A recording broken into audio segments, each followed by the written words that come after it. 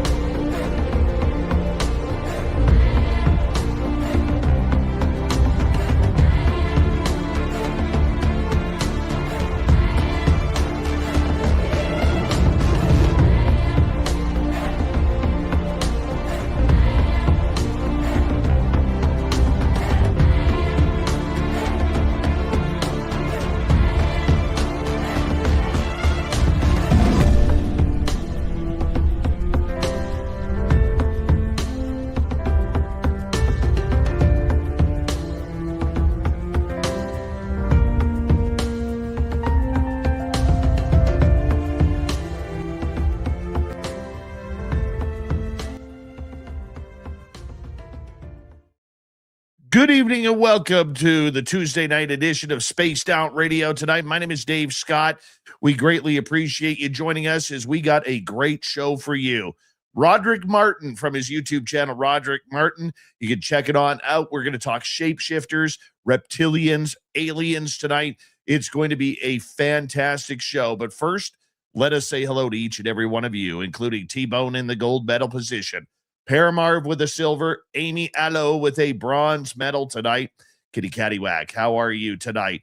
Michael Morris, the attorney at large, and Mel WD40 is here, lubing us up for tonight's show, because when you have Roderick Martin on, you got to be nice and lubed, prepared for anything.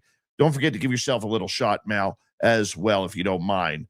Robert Lamoth and Archon. Archon will be signing autographs after the show.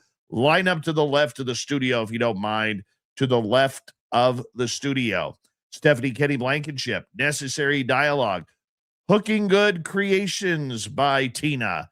Welcome to our chat. Frankie B, Thunderhead, nice to have you here. K17 Odd, good to have you. JSCO and Evan Walters, you're pissing me off already, Evan. Pissing me off. Shane Gord and Forrest Louie, nice to see you. Carol Amario, thank you for coming on in. As we scroll on down on our roll call tonight, Aussie Boss Tiger, nice to see you. Operation Shutdown, nice to have you here as we scroll on down. And up next, we say hello to Jaquetta, Jerence Carter. Jerence Carter, there he is. Kurt M, how are you? Road Flare, nice to see you. I'm Hardcore on X, thank you for coming on in. J Truth. I'm Harris and Bigfoot, Michigan Rob. Bigfoot Rob, thank you for a great time on your show tonight, buddy. That was so much fun, and I really appreciate you making time for me. Thank you, thank you, thank you very much. I appreciate it. Go to Bigfoot Michigan Rob's channel if you want to listen to that interview. Don't forget to hit subscribe and ring that bell. Moving on down, Al Garay over on Twitch. So excited for Roderick tonight. He literally bench pressed 75 shapeshifters 75 times in 7.5 minutes. It was amazing. Absolutely amazing feat right there in the gym tonight. Good to have you here, Al Garay. Scrolling on down, we say hello to East Coast Turnaround on X. East Coast Turnaround will be signing autographs after the show as well. Line up to the right of the studio, if you don't mind, to the right of the studio. Undead Jed and Political Foolishness, how you guys doing tonight? As we continue on with our roll call, as we scroll on down. And who is next on our list here? Well, it's Luscious Jules, everybody. How you doing, Luscious? Nice to have you here. TCR, thank you for joining us. Cody Eiler, Stargazer, good to have you both here. As we say hello next to Thomas Rock, always a pleasure, my friend. And, I'm already losing my voice. That's okay. We'll struggle through. I got radio voice tonight. That's all that matters. I got radio voice. We're going to get the radio side going here. Hold on a second, guys. Hello and welcome to the radio and podcast side of Spaced Out Radio tonight. My name is Dave Scott. We're going to talk reptilians. We're going to talk shapeshifters, aliens. One of the best researchers on the planet when it comes to this, Roderick Martin. You can YouTube his channel. Go hit subscribe. Well worth it. Incredible information. We'll get to him momentarily. Jose Sanchez, how you doing? As we are on our YouTube roll call. Blue Cruz, nice to see you as well. Don't forget, you could shop at our Spaced Out Radio store, everybody. We do not have ugly swag, people. No ugly swag. So make sure you check it on out. And of course, the super chat is open on the YouTube side. It is a wonderful way to support what we do on this show on a nightly basis. So thank you very, very much. And we're going to get going here in about 5 seconds. So I need a favor. I need all of you out there to throw your horns up. Let's rock. Maybe not. Son of a gun. I called it too quick. We got like 20 seconds. I missed my timer there. Boy, what an amateur move. It happens, though.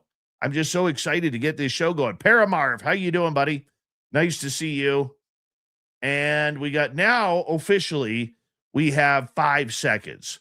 Now, that was a test run before. Now throw those horns up, everybody. Let's rock. Are you ready to hear your mystic voice of the night? It's time to wake up. He's here. Shush. Be quiet. He's ready for you to listen. Let's point our ears to what's the really happening news. We're together, my friends.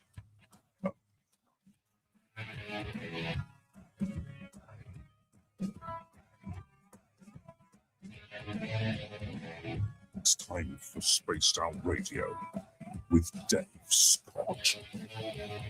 From the mountains of central British Columbia to you listening around the world, this, my friends, is Spaced Out Radio.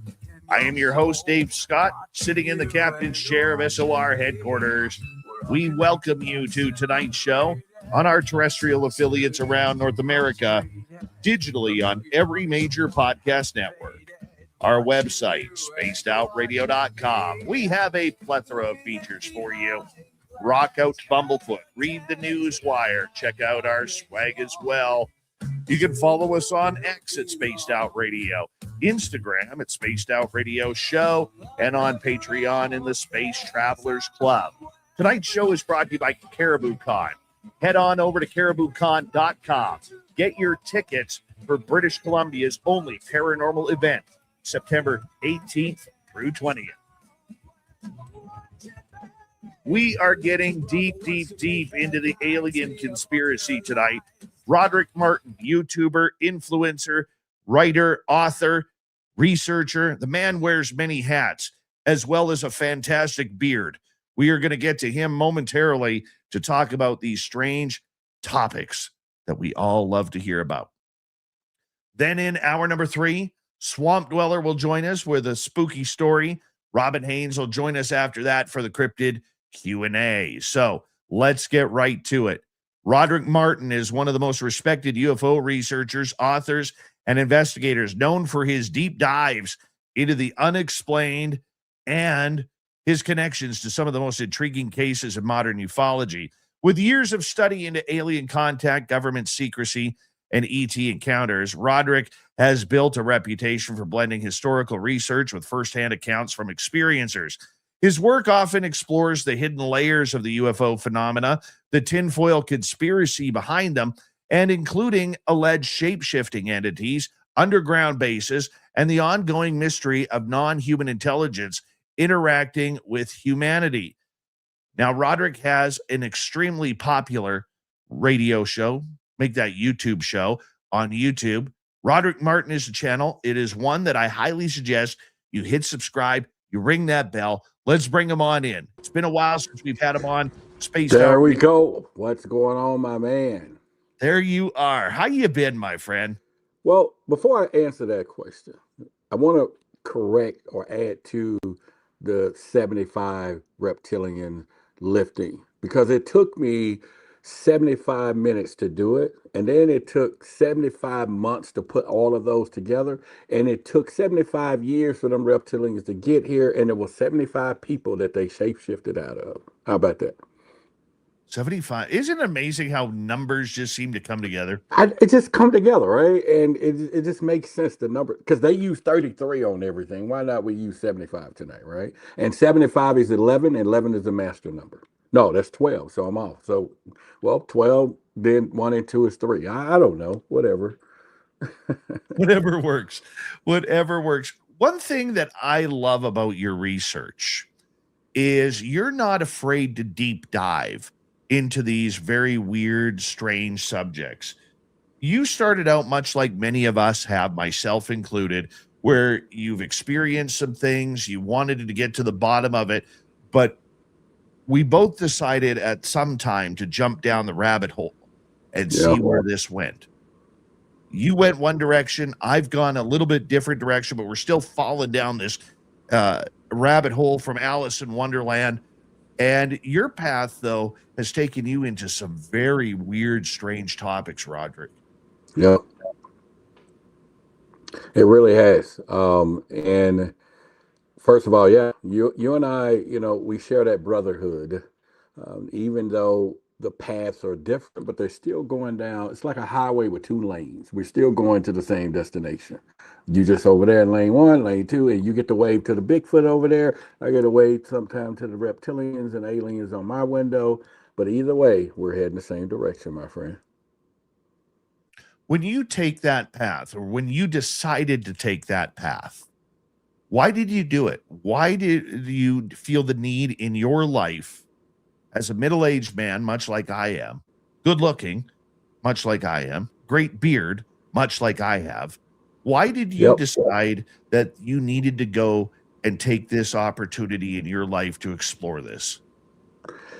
I think for everyone, there's always that inner question of wanting the answers. And I think also is the fact that we all probably in a situation where we had no one to talk to about all of this.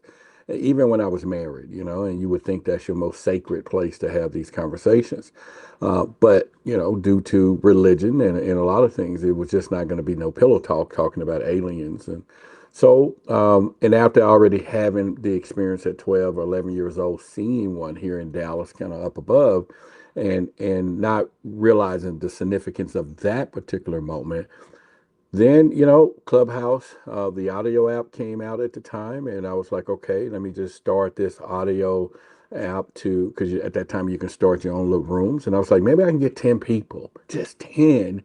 Yeah, but we're going to equate that to 75. But 10 people just to talk to. And David, it then turned into 30,000. It did turn into me getting my first crack at TV, which was the Discovery Channel. I hosted a show called the Alien Endgame, and then it resulted into Fox Tubi, being on Fox Tubi. Then, of course, moving into YouTube, and then being on Gaia on George Norrie, being featured on Regina Meredith's show, also Forbidden Nights satellite, and then HBO, Amazon. I've been 11 different TV shows, a few more since we talked, and featured on Ancient Aliens last year.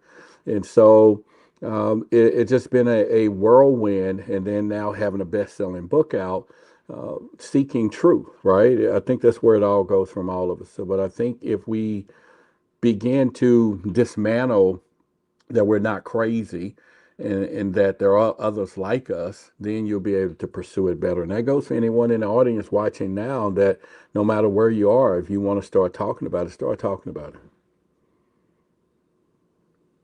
What happened to you, for people who may not be familiar with your experiences? When I was 11 years old, I was, in Dallas, where I grew up near the Dallas Zoo, and we would have this little thing where everybody's out playing at the street lights, and the parents at that time would flicker the porch lights, and so that means you had to be invisible to see your porch, and that means it's time to come in. And we always used to challenge each other, like whoever goes first would get the walk of shame. And It was just getting dark, and sure enough, my mom flipped the porch light first, and everybody was like, "Oh, you got to go walking, blah blah blah. You got to go home." And so I'm taking this walk. It's just about getting dark, and that's when she does it. And lo and behold, I look up and I see this white kind of glowing object, and it was just moving effortlessly. It wasn't no sound. It was kind of zigzagging, and there were two jets just falling behind it, and it streaked over toward downtown Dallas. And I didn't realize the significance of that moment. I thought it was pretty strange, and I was like, "Whoa, this is." But I did know that it was a UFO. It was just something that I knew naturally from watching Close Encounters of the Third Kind and all those things. And never said anything about it, kept it within because, growing up in a neighborhood where the neighborhood bully, Dave, wouldn't talked about, oh, I saw a UFO last night. Street credit is gone, right? You just lose your street credit instantly. And so I kept it into myself. And then as I grew older, and like I said, I ultimately grew more interest watching the different TV shows and different people. And one day I'm sitting in front of the TV, and I was married to the she-wolf at the time. And I was like, hey, there's not too many people of color talking about this stuff. And I didn't realize what I was saying at the moment. And she was like, whatever. And I remember watching Ancient Aliens, and she just thought it was nuts. And then I remember, her seeing the first Ancient Aliens check. So we were divorced at that time, but you just go back in it. And then my next real encounter, I don't talk about it a lot, was last year or a year and a half ago when I spoke at the UFO Fest up in Oregon. I ended up was invited there to talk about, at that time was Project Black, was the Black lexicon of ancient cosmic knowledge. And I felt that there was a need in my personal community that, due to religion and due to a lot of things, that it was just something we weren't talking about. And when I noticed it was a cultural thing, I set out to put a group of people together just to try to get us past the religion, because that was embedded, even where I grew up. And so I had an encounter there, I think, was during the event. I was approached by some people. They took me up here into this mountain, and I ended up meeting some people there. And the story was pretty wild. And I can go over it one of these days, but it was a really deep story. And that's when I was informed that this was more than just aliens. This is what I was told, that it was, archons and demonic stuff. All of these entities and different things are part of this dimension. And then that's when I started heavily studying symbols and symbolism. And since then, getting my trademark, the symbolizer. And that's where everything is today, symbols. So, Do you think with your sighting that it was meant to put you on a path of doing this in the future and in the present now? yeah, I think nothing just happens, and that goes for anybody. And I think there's always a reason, even for us being here. For those of you who are incarnated or reincarnated, I think there's two different things. That there's purpose for you, doing what you're doing, purpose for what I was doing. And sometimes we need a knock me over the head reminder of why we're here. And when we're young, one of the things I think now, especially if we get into reptilian stuff, is our memory, it's being diluted. And once you begin to remember and the familiar becomes something that you're doing, whether it's, podcasting like we're doing, it just becomes more natural and natural. Then the world opens itself up. But for me, when I was there, I was told, I remember sitting down with the lady, and one of the first things came out of her mouth was, we need to inform you of your soul contract. And I was like, Scooby-Doo. I was like, oh, soul contract, what are you talking about? And when they started, or she and the others started telling me all these things, it just blew me away.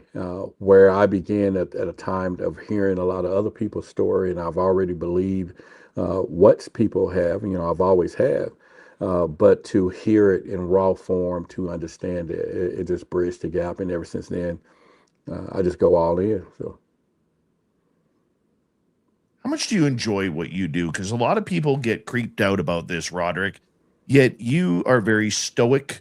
You are somebody who is very from what I know of you, you don't seem to get too high, you don't get too low. You're very compassionate with people's stories, but you're very dogged in looking for the information. How do you blend all of that together? Because a lot of people, including myself, can't do that. Well, for starters, um, when you're taking a path that we have taken as podcasters, researchers, or YouTubers, and being present like you are every night, same time, you're not letting anyone down. The show must go on. And most people can take a day off from it.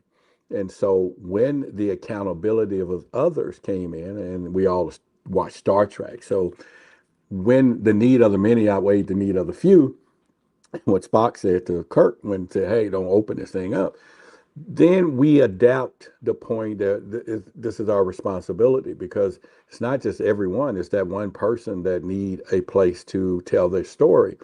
I developed something called I Believe You Believe, and I spoke this at the event when I was in Oregon, and it was probably one of the most profound things that I discovered that helped people, especially our audience and everyone, to go down this path, and for us to do what we do relentlessly. And that was listening to all the stories, because there are some stories out there. There's some stuff that we were here, and I was hearing. I was like, whoa! I even have a reptilian hotline, and I'm talking. My phone is ringing. Um, then I began to listen to our audience and people like, hey. And the first thing when you're on the phone, because I do phone consultations too, and they'll be like, well, you believe me, don't you? And even though you hear some of the most, thought-provoking stories, but they need the honesty. And so what I developed, I believe you believe. I always say, Dave, I was like, well, you know what, Dave, I believe you saw a ghost last night, and therefore, because I'm down with you and I support you, let's go. And I think that's one of the most powerful things. If we can get that in our industry, we can get that in our spouses and people who don't believe their husband or wives. Just look at them and say, hey, I believe you believe that there is a leprechaun behind that dumpster. And because I support you, I'm going with you. And the person is hearing, I believe, and that's all they need to hear to feel calm and to feel better. And so once I start exploring that and understanding there was a personal need, there's a serious issue of people that are going through this, emotionally, because this thing unexplainable. What we're talking about is unexplainable. We're talking about things in your dreams. We're talking about things that disappear. We're talking about, I believe Bigfoot is, my belief is it's a pet. It's like we have a dog and they let it out. That's in at the spaceship, and they let it when it urinates. That's why we smell it everywhere. And when it disappears and people see light because it's going back in, like just imagine a house across this acre away in the darkness, and the door open the light and they let the dog back in. I don't know, but knowing that these things exist mentally and people are losing their sleep over, and we're listening to it, you're listening to it, and it's stacking. We just have to develop that armor and understand that it's a strange world. And that gave me the tenacity to start researching more and more, especially when we talk more into the reptilian stuff, because I think it's really deep. A lot of people will get a lot of information when we talk tonight. And it's serious. And so we are necessary. Where you and I was ridiculed 5 years ago, now it's just another conversation. And so imagine that one. And we have survived the test of time. There's a lot of people, Dave, that I know that they are not online anymore. They couldn't hang with it. It was mentally disturbing. And they couldn't hang with the family, tormenting them about them studying UFOs and aliens. And, they see stuff in the chat, and we survived, brother. And we survived because we've always believed. Well, that's actually a great point that you bring up. You know, a lot of people can't be the mouthpieces Hmm. for these stories. You have chosen to go public. I chose to go public. Many others have chose to go public about not only their own experiences, but helping bring the reality of these stories, these encounters, these abductions that people are going through on a daily basis all Absolutely. around North America and the world. I mean, When you look at what you see with this story becoming mainstream and being not buried on a Sunday afternoon, a newscast, but being front page news on the New York Times or the first story on Fox News or CNN, when we see that happening, I mean, we never expected that. That was never the goal of it all. We all wished for it, but we thought it was an unattainable gold medal at the Olympics. Yeah, and I'm not gonna sugarcoat it. When the words start coming out about disclosure, a few years ago, I probably had a relapse, probably about 2 weeks. I was like, oh man, the jig is up. What am I gonna do? And not even thinking that disclosure is never going away. They're gonna they're gonna wag the dog forever. They may give us a little bit, and there may be 10 doors and 10 truths behind those doors. Now we may for you act 1 through 3, but they ain't gonna never admit what's behind 7, 8, 9, and 10. So disclosure is gonna forever be a war, right? And I was like, oh man, I just got into this thing and they're getting ready to disclose the alien. And I'm like, and then it hit me like, are you kidding me? This is wag the dog. They're not. And so I never bought into it. I don't buy into uh, government officials like Tim Burchett and all these people and whoever they are going to the congressional hearings, because now that I start studying symbolism and uh, and seeing in the House of Representatives they have the fasci symbols, which we use them in our community, and it's a Roman symbol meaning collaboration, and it's one on each side that represent Republican and Democrat, and all it says is we are one. That's what the symbolism is. And knowing that they are one and the senators are, because just like you said, mainstream media wasn't talking about it and no government official wanted to hang their career on it because it was cuckoo, right?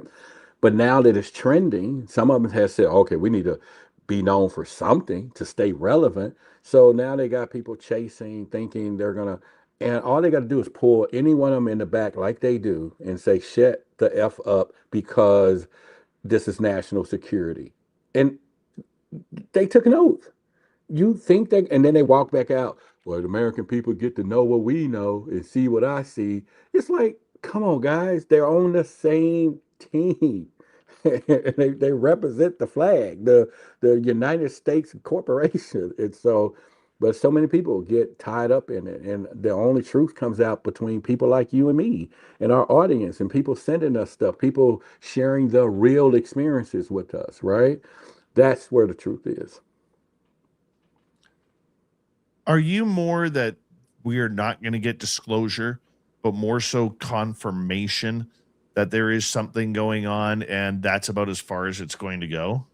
Well, okay, who's that question for? Me or you or someone else? Because you and I don't, we already got confirmation. We've been having it. We are the confirmation. We've been putting it out for years. Okay, so we don't fall down that trap of what it is. I think for the most people need to hear some authority figure to say aliens are here and discount their dreams because they spent 70 years making people feel they're crazy, or people who've been having contact and not following their intuition or their gut feeling.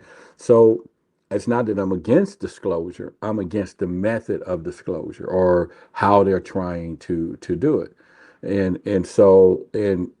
that there I fight back because I study it and I watch them. I watch how they, qualifiers and different statements and things that they use. Like JD Vance recently, now he says, well, I think as of right now, I think, aliens could be demonic or whatever. Well, he's positioning himself for the next election so he can talk about it, but also qualifying statement of, I believe they're demonic. He can always say at that time, that's what I thought I knew, but it's not saying that he believed in aliens.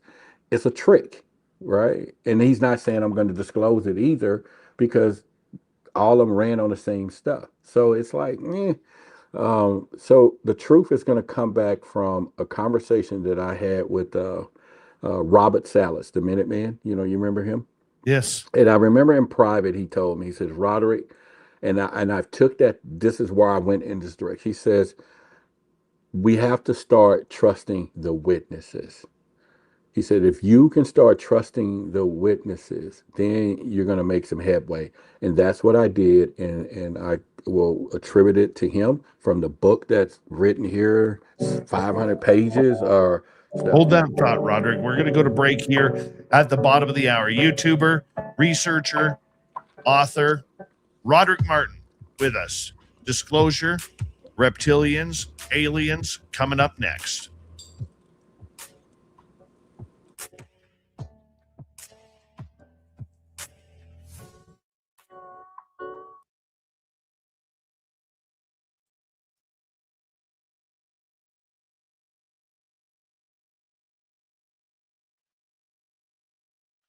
That's a power start to a show, dude. Power. Oh, okay. Good Cool. job. Let's do it. Because when we get to the reptilian, I'm gonna give them something now. All right. Like, woo-wee. Dr. Strange Doom says, yo, what my brother Roderick. Yes, tell him what's going on. That's my guy. He's cool people. I caged on the inside. How are you?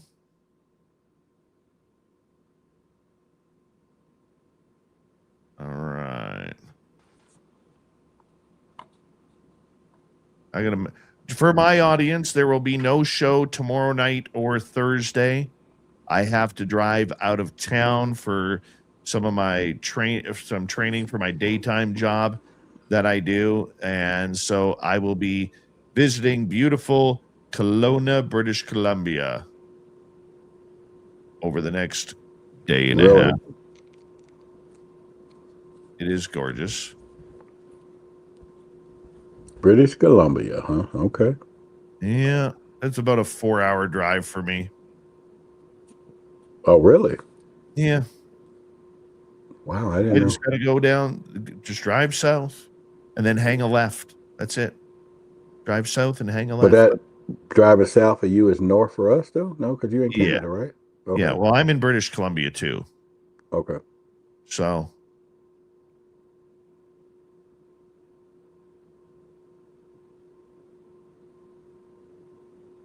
Cool.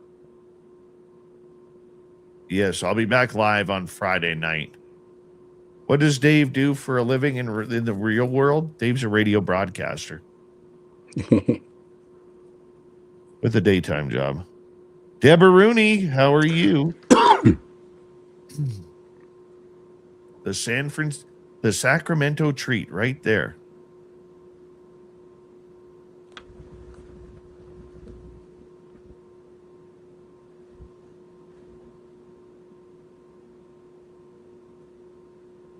I'm hoping, you know what? It's actually supposed to snow here tomorrow. Snow? Yeah. Yeah. Dang. Yeah. Whoa. The other day it was 71 degrees, and tomorrow it's supposed to snow in the morning. Yeah, I got some bipolar weather then, like us in Texas. Well, let's see here. Let's see. Are we still booked for snow here or what? Yeah, it's supposed to snow at midnight. Wow. As soon as I end this show, it's supposed to snow.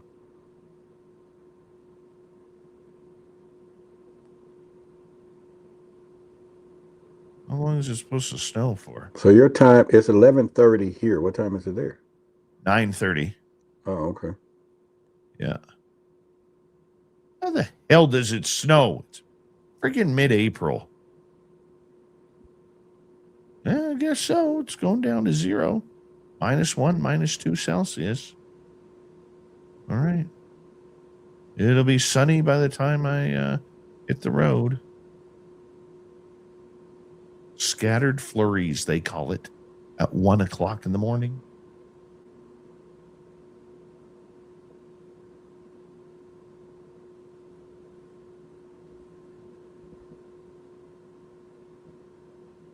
I do a lot, Amy.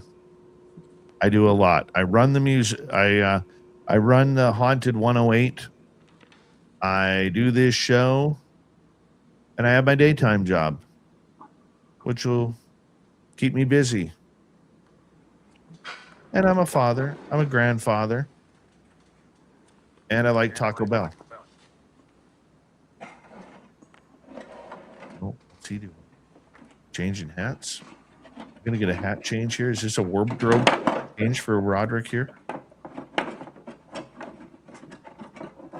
Oh.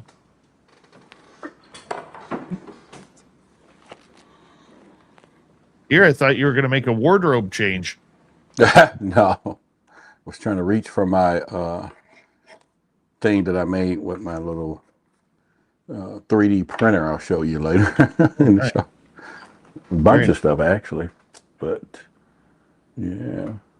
Thank you so far to our super chatters, Deborah Rooney, Jeremy, and T-Bone. We really appreciate the love and support. If you're new here, do us a favor, hit subscribe, ring that bell. We are here 7 days a week for your listening entertainment, so much so that even FAP comes in every now and again. And thank you, Jeremy. I appreciate that second super chat. That is really kind of you. Thank you very much. Here we go, everybody.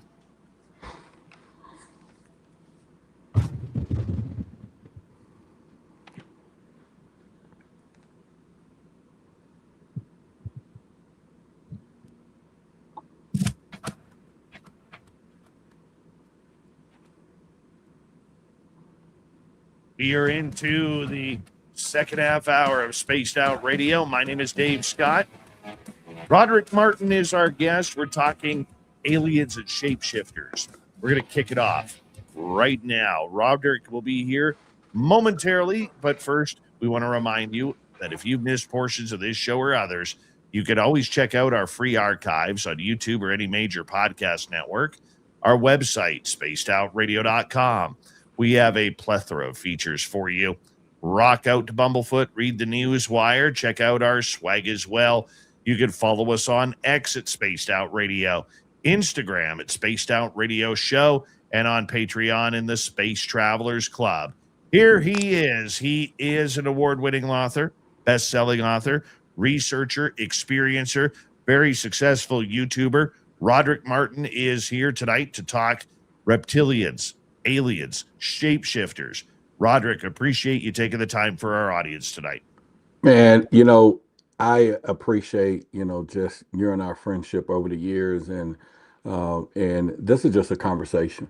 This is just me and you, and they're listening to two buds, two chums, two beards, just talking about reptilians. For a lot of people who may not understand what a reptilian is, especially in our radio audience that's tuning in, what is a reptilian? Well, where do you want to start? Because what is kind of that bigger void question, but why do we term the reptilians versus a reptile, which could be some type of snake, lizard, or something like that? But in our community, what we're talking about will be a lizard humanoid type being that oftentimes is bipedal, and that which is the hardest thing for people to kind of fathom, because we just don't think of some type of snake, lizard type looking species that's walking around, which they're in a multi different dimensions, from the hybrids all the way up. But I would say a reptilian is just would be just the name of us being humans, but some type of species when it comes down to some humanoid aliens. That's, what, I never really thought about that question for what is that for someone who wouldn't know. My first look at reptilians was way back in the early 1980s with the television series V, if you remember that. Yep. Okay, where I remember getting so freaked out as a kid watching these people who look like people, but were really these lizard people underneath. And I remember being so freaked out by that. But that's really what we're looking at here, is these lizard type people. That's exactly what we're looking at. I just turned my volume up. I think someone said something about it. I don't know. You hear me a little better now. But V is probably the show of show. I think that's where it all came in for a lot of us, looking at it, and then it just turned out they was reptilians type of beings. And But that's Hollywood, Dave. That's been around. They've always told us, from The Simpsons to all commercials, and that reptilians exist. I think that when we finish tonight having this conversation, people are going to really know how really deep they exist within our ecosystem of life every day. And so it's not just a phenomenon, it's a true, you know, not just belief, it's true facts of their existence. And I think, I'll do a good job of tying that in when we get going. So, What is the difference between a reptilian and, say, other beings that are out there? Are they more violent? Are they more into attacking or abducting humans? What are they about? the reptilian been around for quite some time. They were a race that came in from a different star system. We can go all the way back to, Sirius, or some people go back to the Draconium. It's just they're just here, right? They just like anything else. It was an alien invasion from, and it's a lot of different ones of them. If you take it back to the beginning of time first, that Earth has been here 1 billion years, and we as human species probably 5,000 or millions of years. So it's not hard for us to go back to Earth has been predated, 1 billion years, that there was something and some things here long before we got here. And I think if we begin to understand that, from an ancient side, then it's not hard to start saying, wait a minute. I think, you know, from other alien species, they all exist. So you have avian, you have the Lyrians, you have the Palladians, you have all these different species, except for there were one in particular, which is the reptilians, who had a little different hostility toward human beings. And rightfully so. All our records predate that they was here before we got here. It was kind of like, hey, this is theirs, and all of a sudden someone placed us here and said, okay, this is the new shiny object, and y'all got to go. And there was a war, and it's all in the Bible. It's everything else that there was a war. But then if you go back to the original side, that the reptilian beings are responsible for some things in humanity, all right, for our civilization and cultivating our civilization. And how do we know that? And I'll land the plane real quick, is that there's not a religious culture that not anybody in this room, anybody on this chat, could not go back and look, no matter what religion it was. They all worship serpent type beings before we had Christianity and everything else, right? They all did. And why is that? Because it was a mass invasion on a planet scale when they got here. And some came in good fashion to teach us. And then we had I think the Galactic Federation type of people came, made them say, hey, y'all got to get off this planet. Some left, some didn't. So they left behind their tools and power of communication. And that's when you hear the stories of the Watchers. Then they were left here to watch humanity grow. And then those violated that by finding the women of man beautiful, right? And then they bred with them, and then ultimately the giants was formed. And then there was a major battle between the children of aliens and man, with the original elite aliens, so to speak, or reptilian aliens.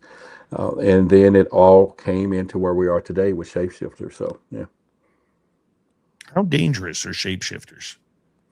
They're very dangerous on multiple levels, because if you think about it, there are some that could bend, because there are different levels depending on the DNA and how much of the reptilian DNA. Okay, so if we're thinking more physical dimension right now, when most of us think about someone walking in this room, but there's probably 15 different dimensions. In fact, while we're talking, I'll find something around here, but there's probably 15 different alien dimensions. I'm just going to hold this up. This I don't put this out much, but this comes from a lot of research and stuff. But and usually this is on my back wall. Let me see if I can find this. But there's 15 different dimensions that we exist in, and the reptilian are in the third dimension. Oh, let me go this way. Look, it's my blanket now. But anyway, this is all of the different reptilian bloodlines, the genetics of them, where it comes from. But so you got the reptilians that are walking the planet, which are kind of what we call hybrids. And these are the ones that have been interbred through the Zeta Reticular Grays and the reptilians. And so how do we know this? Anyone in here, and I challenge anybody to Google this while we're here right now, and then I want them to put it in a chat that they see what I'm talking about. Go look at a human fetus, all right, at 4 weeks old. Just, I don't know if you can Google that, Dave, and put it on the screen. What we're going to see is the real truth that at 4 weeks, that fetus has a tail, has 4 legs, and umbilical cord. It looks like a reptilian because we have reptilian DNA. Then about 8 or 9 weeks, we look like little gray aliens because we're metamorphing from all of those DNA. And then, of course, at 9 months, we look like a human. It's undeniable. Yeah, there you go. You see the tail? That ain't the umbilical cord. And they still got 4 legs and a feet and 2 arms and all that, but that's a reptilian tail. And unmistakably, right? And so when we start, now we're getting a little older, we're starting to look like the grays. Identical, because they have inside our DNA.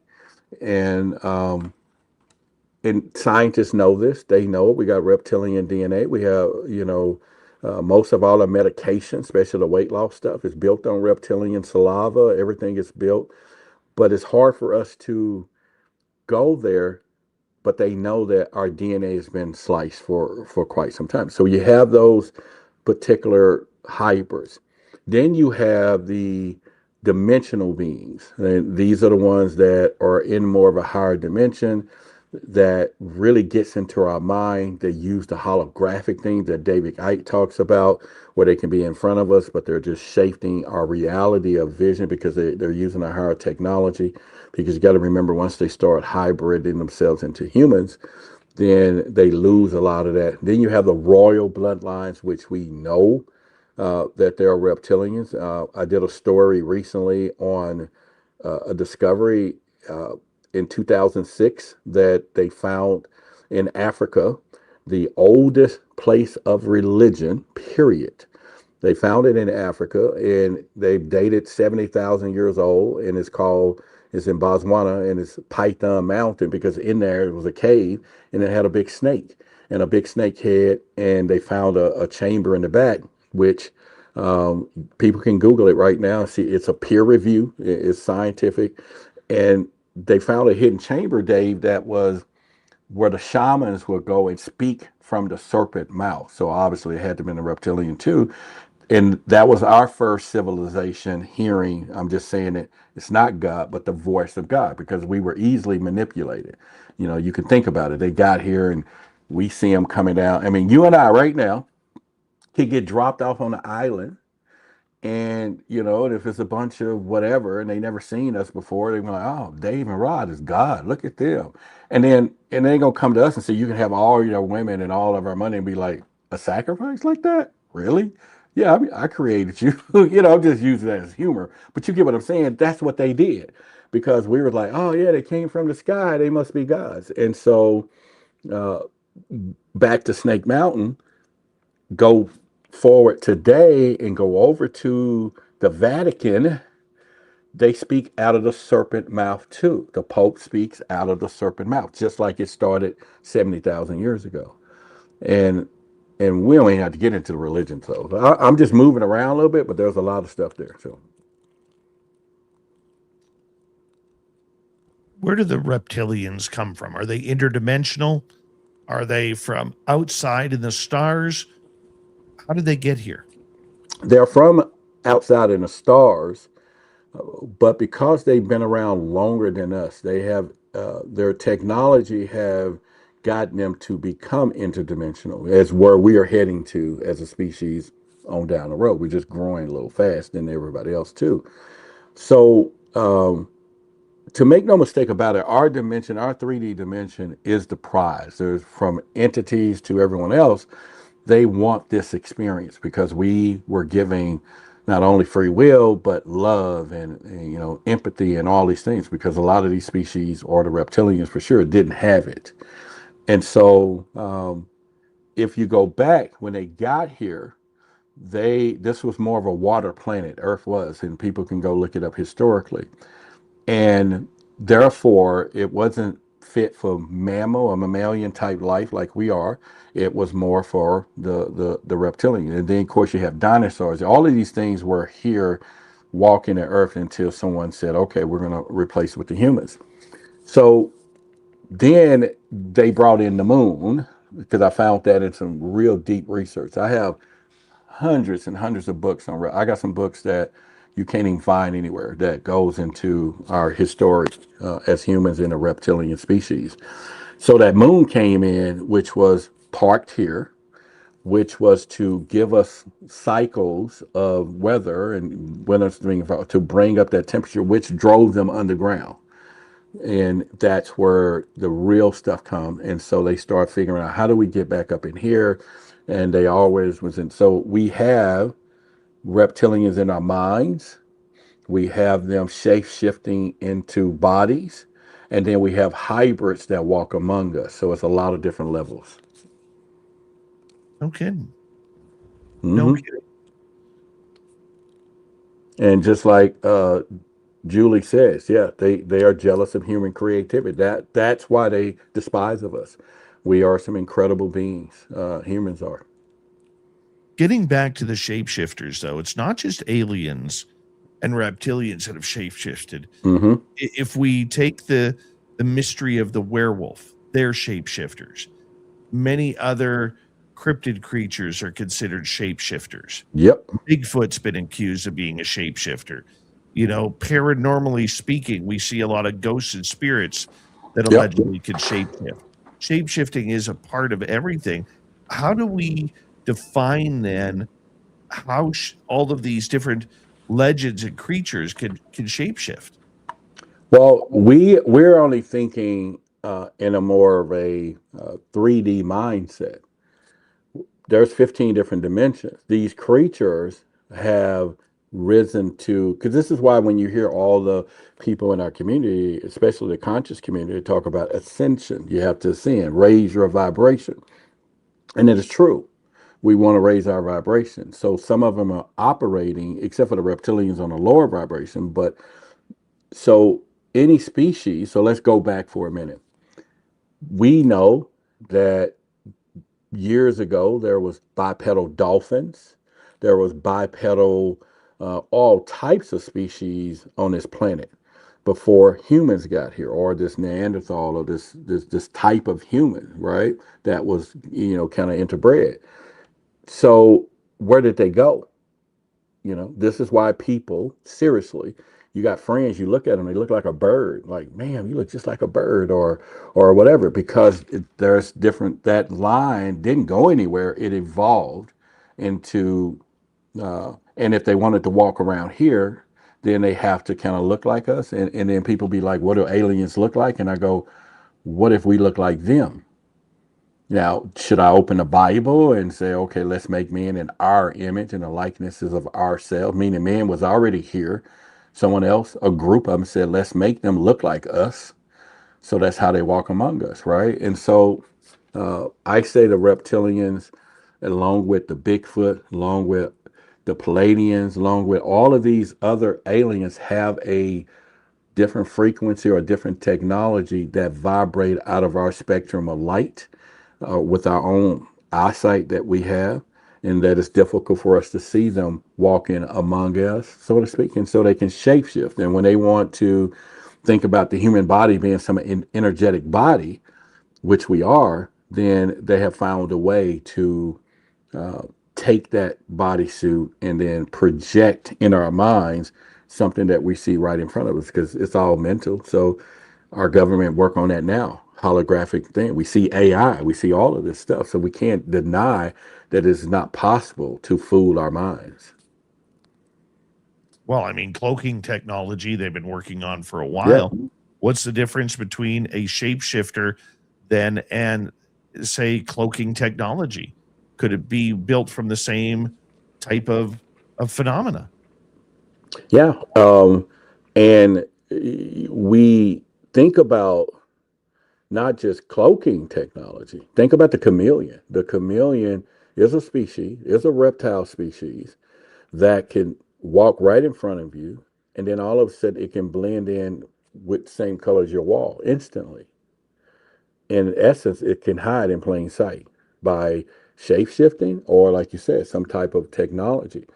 And we've known that we have tried to emulate these, these species alone. I mean, this is how we found out about DNA, is through the monarch butterfly.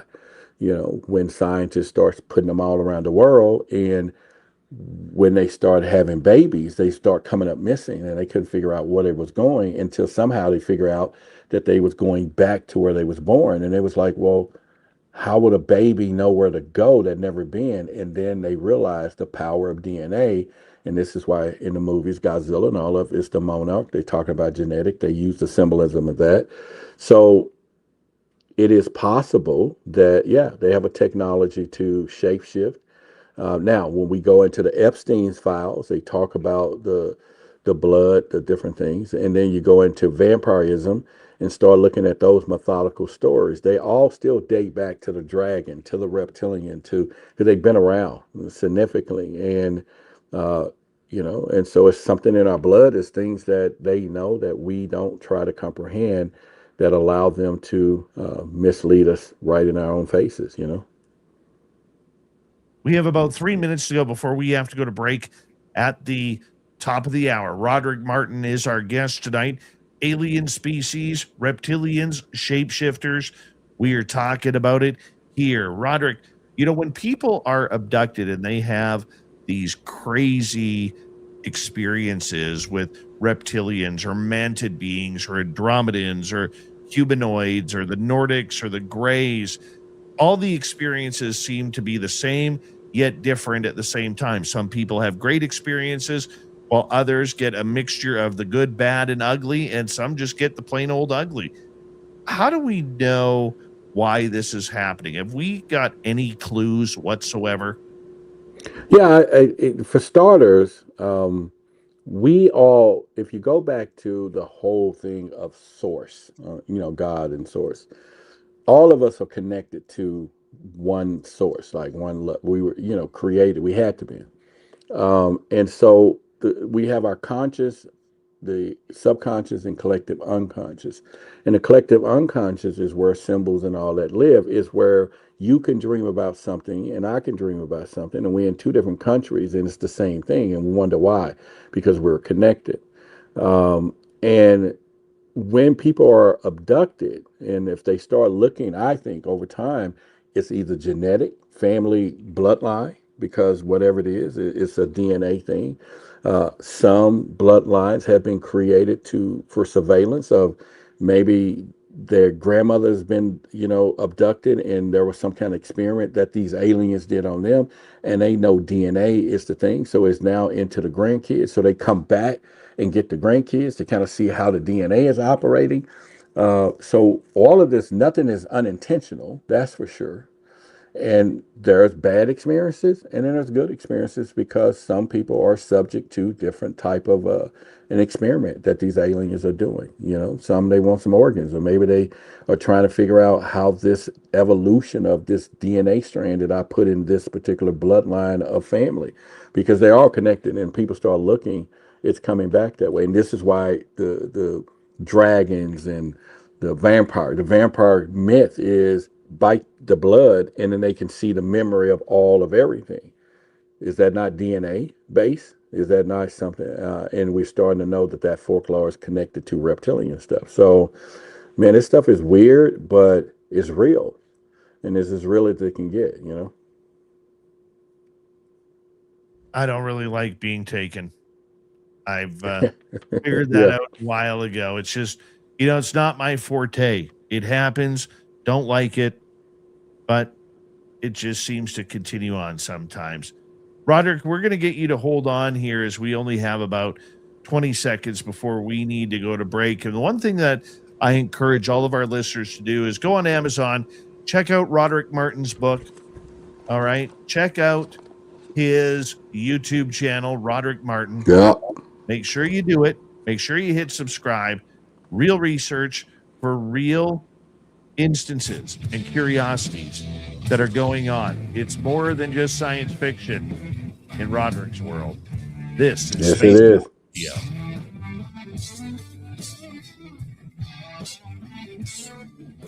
This is Spaced Out Radio with host Dave Scott.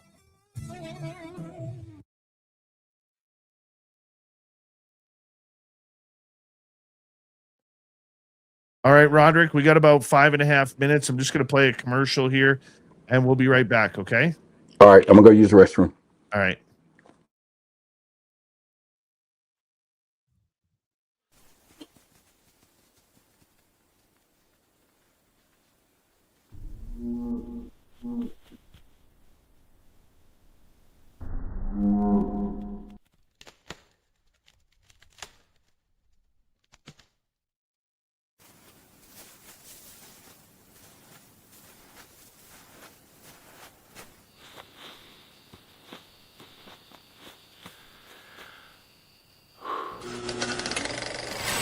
Our merch is Bigfoot approved. We have t-shirts, we have mugs, we have hoodies, we have socks, we have hats, we have stickers, and so much more. Whatever you're looking for, we have you covered. Why just be a fan of the paranormal when you can buy Spaced Out Radio merch and look the part? Our merch ain't ugly, folks. Check out the Spaced Out Radio store. Find the link in the description below.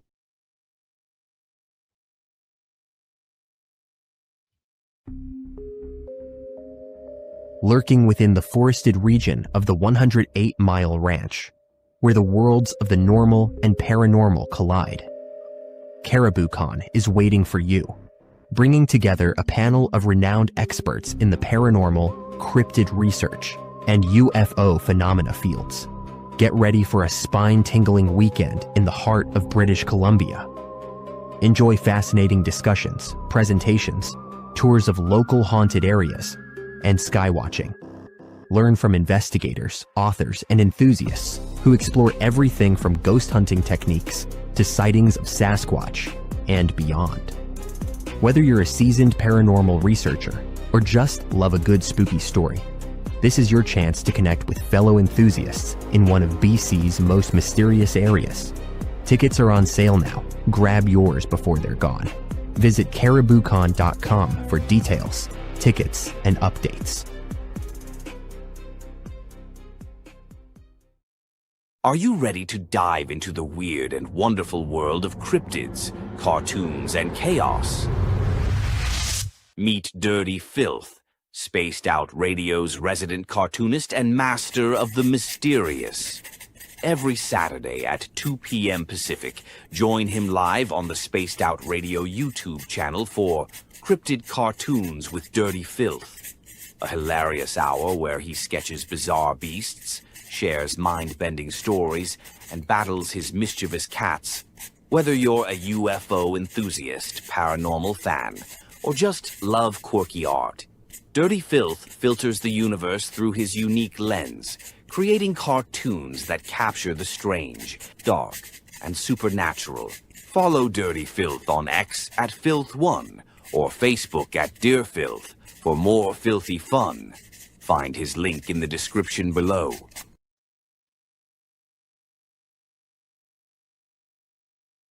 Spaced Out Radio wants to hear from you.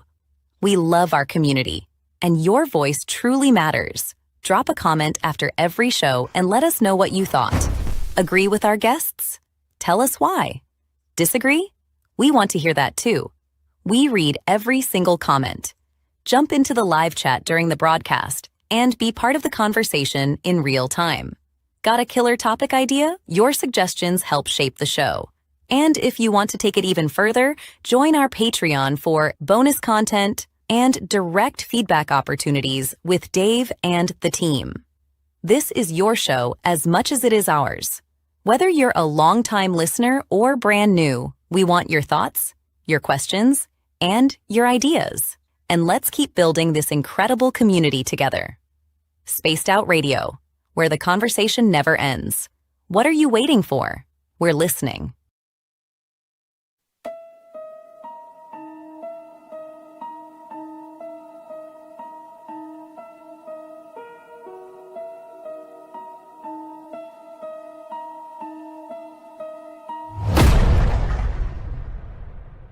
With 5 explorable Gold Rush-era buildings said to be home to spirits of a time forgotten, the 108-mile heritage site in the heart of BC's Caribou region offers a unique opportunity for thrill seekers and history buffs. For an evening of historical fun, step into our guided ghost tours, where spine-chilling stories of Gold Rush legends and unexplained encounters come alive. For those craving even more, inquire with us about conducting a hands-on paranormal investigation of your own. And if you're truly brave, book our haunted sleepovers. Spend the night at our B&B inside the McNeil House to truly experience this historical landmark and its ghostly secrets firsthand. For booking or inquiries, go to haunted108.com.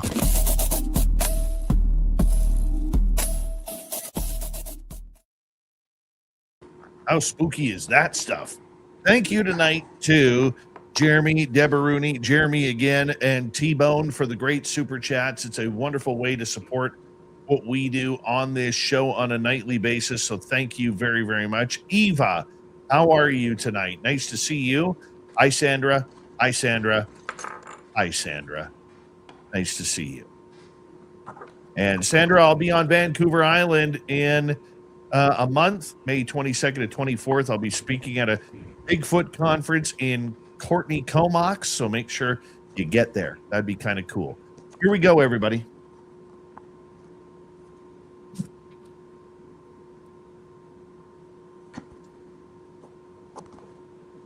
Hour number 2 of Spaced Out Radio is now underway. My name is Dave Scott. We always appreciate you tuning us on in wherever you are on this beautiful planet we call Earth. Hello to everyone listening in on our terrestrial affiliates around North America, digitally on every major podcast network. Our website, spacedoutradio.com. We have a plethora of features for you. Rock out to Bumblefoot, read the news wire, check out our swag as well. You could follow us on X at Spaced Out Radio, Instagram at Spaced Out Radio Show, and on Patreon in the Space Travelers Club. The Desert Clam has set the password for tonight in the SOR Space Travelers Club. Epidiatic. Epidiatic is your password. Use it wisely, Space Travelers, as the Clam sets the password each and every night right here on Spaced Out Radio. Let's go to our good guest tonight. It is Roderick Martin. He is a popular YouTuber. He is an award-winning author, bestseller, and an experiencer of the unknown. His research leads us all down different paths of the UFO, alien, cosmic world that we live in. Are we in a simulation, or are we living in some sort of weird reality? Roderick, welcome back. Well, thanks for being back. But let's just kick this second hour off pretty hard, and let's get spaced out a little bit. I want you to Google babies being born with tails and see what you get. And I'm saying this because there are people today being born with tails, scales, and they want to call it a disease, and it's not. It's a confession. There's nothing wrong, and it's happening every day, that because we just been interbred so much that, these different things are popping up, anomalies and all those things. And there you go, and so, they may call it something else, but it's happening, and it's not, it's perfectly in the right places and everything else. So it's just something that we should think about, to wonder where is this coming from. But at the same time, okay, they're going to call it some genetic disease, but it's not. You saw it in some of the fetuses that you showed earlier. It exists, and it's an answer to it. So,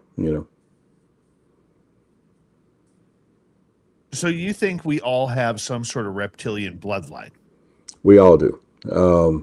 Yeah, and that's why the scientists tell that every human has a reptilian brain.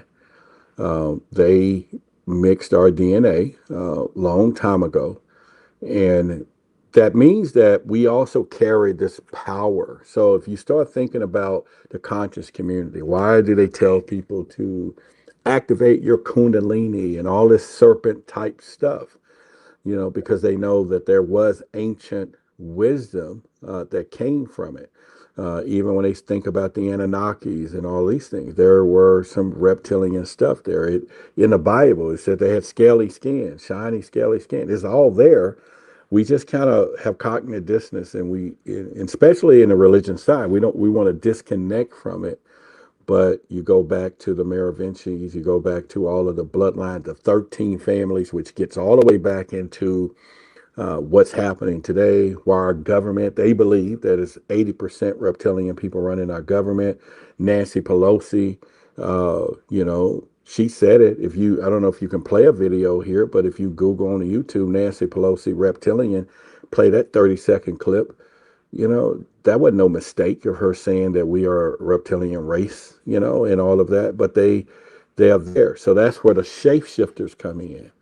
And if you had the ability to become anybody, I don't think nobody in what reptilian want to choose to be Roderick. They may want to be famous. They want to be rich. They want to control humans.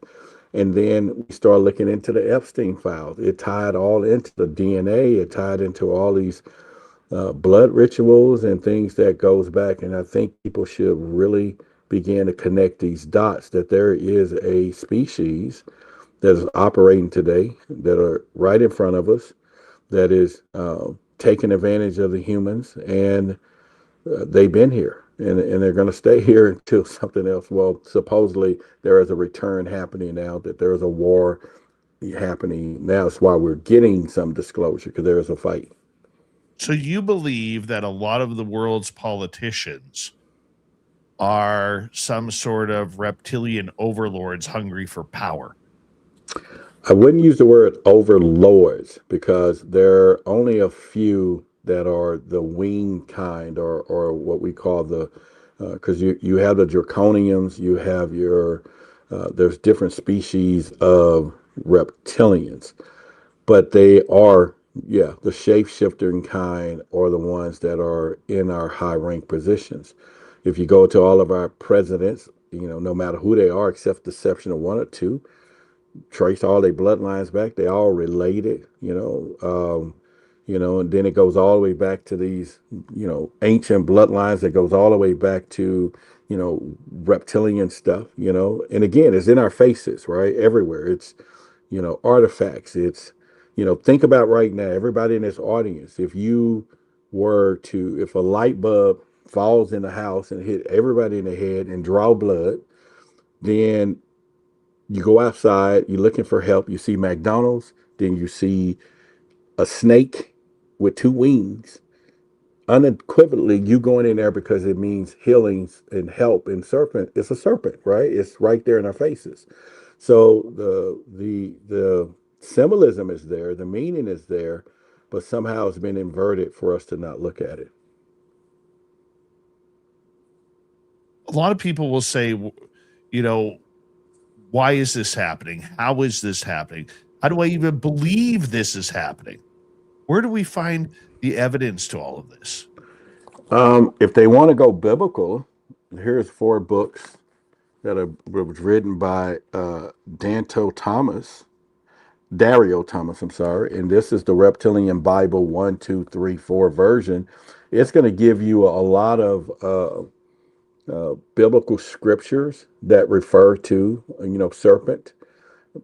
If you start looking at, there's a lot of tribes and stuff go back to the Dagons, and which was, the Dogons, which we knew that they had no technology and they knew were Sirius B, and start looking at Dagon, but then start looking at the serpent god that they worship is the same serpent god imagery at the Pope at the Vatican right now.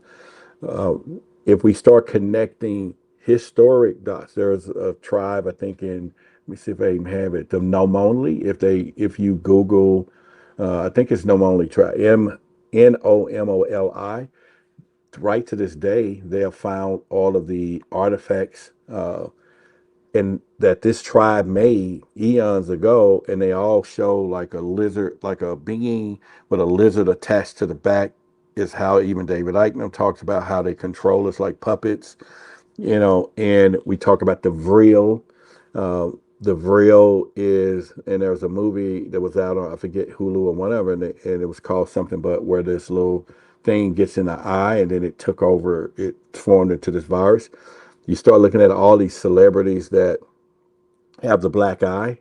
You start listening to all the celebrities that are claiming they're seeing these things now, shapeshift, right in front of them. You go to, what's his name, Bill Cooper or whatever, when he was talking Montauk Allen, where he said that when he looked down the hallway, there was a draconian reptilian being down the hallway. I don't know if you remember that story. The stories are countless. It's just hard for people to think of the term of a lizard type being, but being bipedal. But if you start thinking, the aliens left us a symbol already. They let us know that we've been genetically created or something did it. And I was reading in a book, I don't know if you read the Alien Interview, she said that they left this thing behind for us to know. And you can Google it right now, the duck-billed platypus. Look at this thing. And what I found in the research is saying that was an animal that was left here for us to understand, because it is half beaver, half duck, which we know avians and mammals can't crossbreed. So this thing got a duck bill, but a beaver tail, lays eggs, but have live bear. It's like no one, contradict that. We don't contradict that. We got pyramids that we can't even build today. We don't even have the technology and where they're put. We have countries and places that know, or, like these African indigenous tribes that have, whereabouts of star constellations that we just found with our technology, but they've been knowing. Somebody told them. Water, if you start thinking about water 100 years ago, is one thing that we couldn't go without some type of apparatus. But we know 90% of UFOs come out of water because that's the perfect place for them to surveil us. We do know that Earth is 73% water. Our human bodies is 73% water. We just don't start taking the unexplained and the stuff that, that don't make sense to begin to know it's making some sense. We just don't want to go there. And that's all the time that we thought we were crazy, or people thought we was crazy, but scientists and all these people are starting to know. So, but if you are going to rule a civilization, and then we know that religion was no mere accident, it just popped up from somewhere, and now we start looking at all these different gods and different things, but the same stories exist. But Mexico or Mexican Quetzalcoatl or Mayan, there was a winged serpent. You go to the different deities. So if everyone just started looking at serpent knowledge, then it's going to connect some dots that there was something that our ancestors, from Egyptians wearing the serpent hats to, or the headgear, the pharaohs, to every culture on the planet, go back and they all have some type of representation of some serpent beings that was here teaching humanity. Where did the Greys come into play then?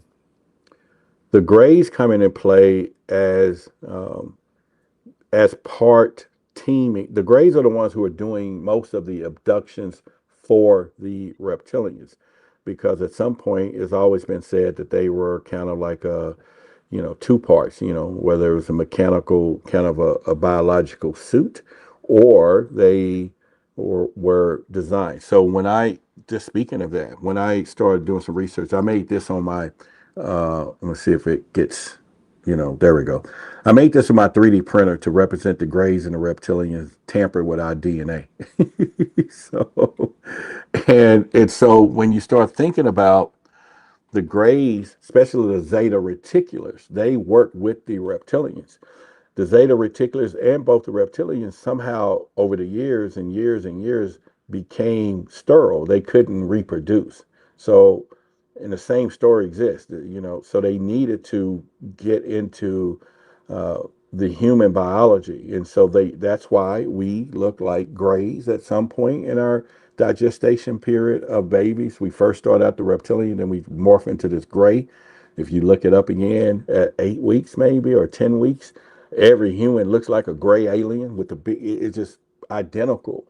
And then we form into what we are. So all of our DNAs has been spliced for the survivor of their species to interact with the species that we are today that was so divinely created, right? So the Greys come in where they are part factions and workers that works with them, but those reptilians are those aggressive ones. Now, I'm not saying that all of them are good or bad. There are some good ones, because when it first started out, there were some that came here to teach humanity.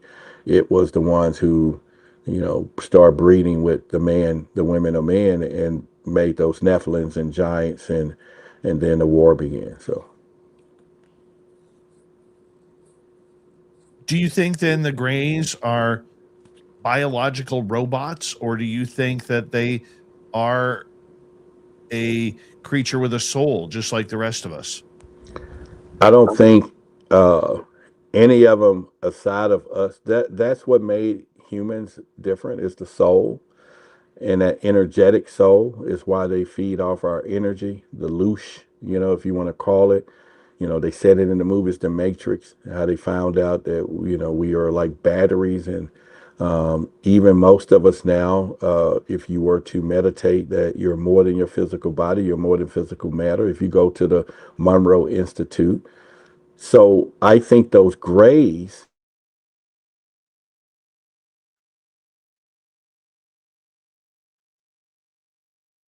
Oh, I think you froze up on us there, my friend. You froze up on us. The Greys, though, are a species that many people have the most contact with. So I think what's really going on here is, I do believe they are some sort of like biologic robot almost. They seem to be soulless. They don't seem to have any sort of aptitude or memory to even care, even any feelings towards anything else. So I find it very, very difficult for many of us who have been taken and seen the Greys and think that they have any sort of care or worry about what they do to people. They do seem to play rough with humans at many times. They seem to have special powers that can control what people do at any time. And that is what is actually kind of scary about all of this. Oh, there you are, Roderick. You're back. Yeah, I think the Greys are okay. There was a book called The Alien Interview that everyone should read.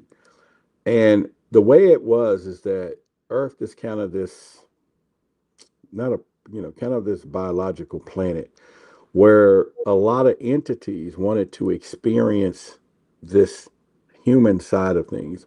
And so they will get into these mechanical suits, so to speak, the Greys. Because if you remember back with the Roswell, one of them, they were saying that they thought they were mechanical suits.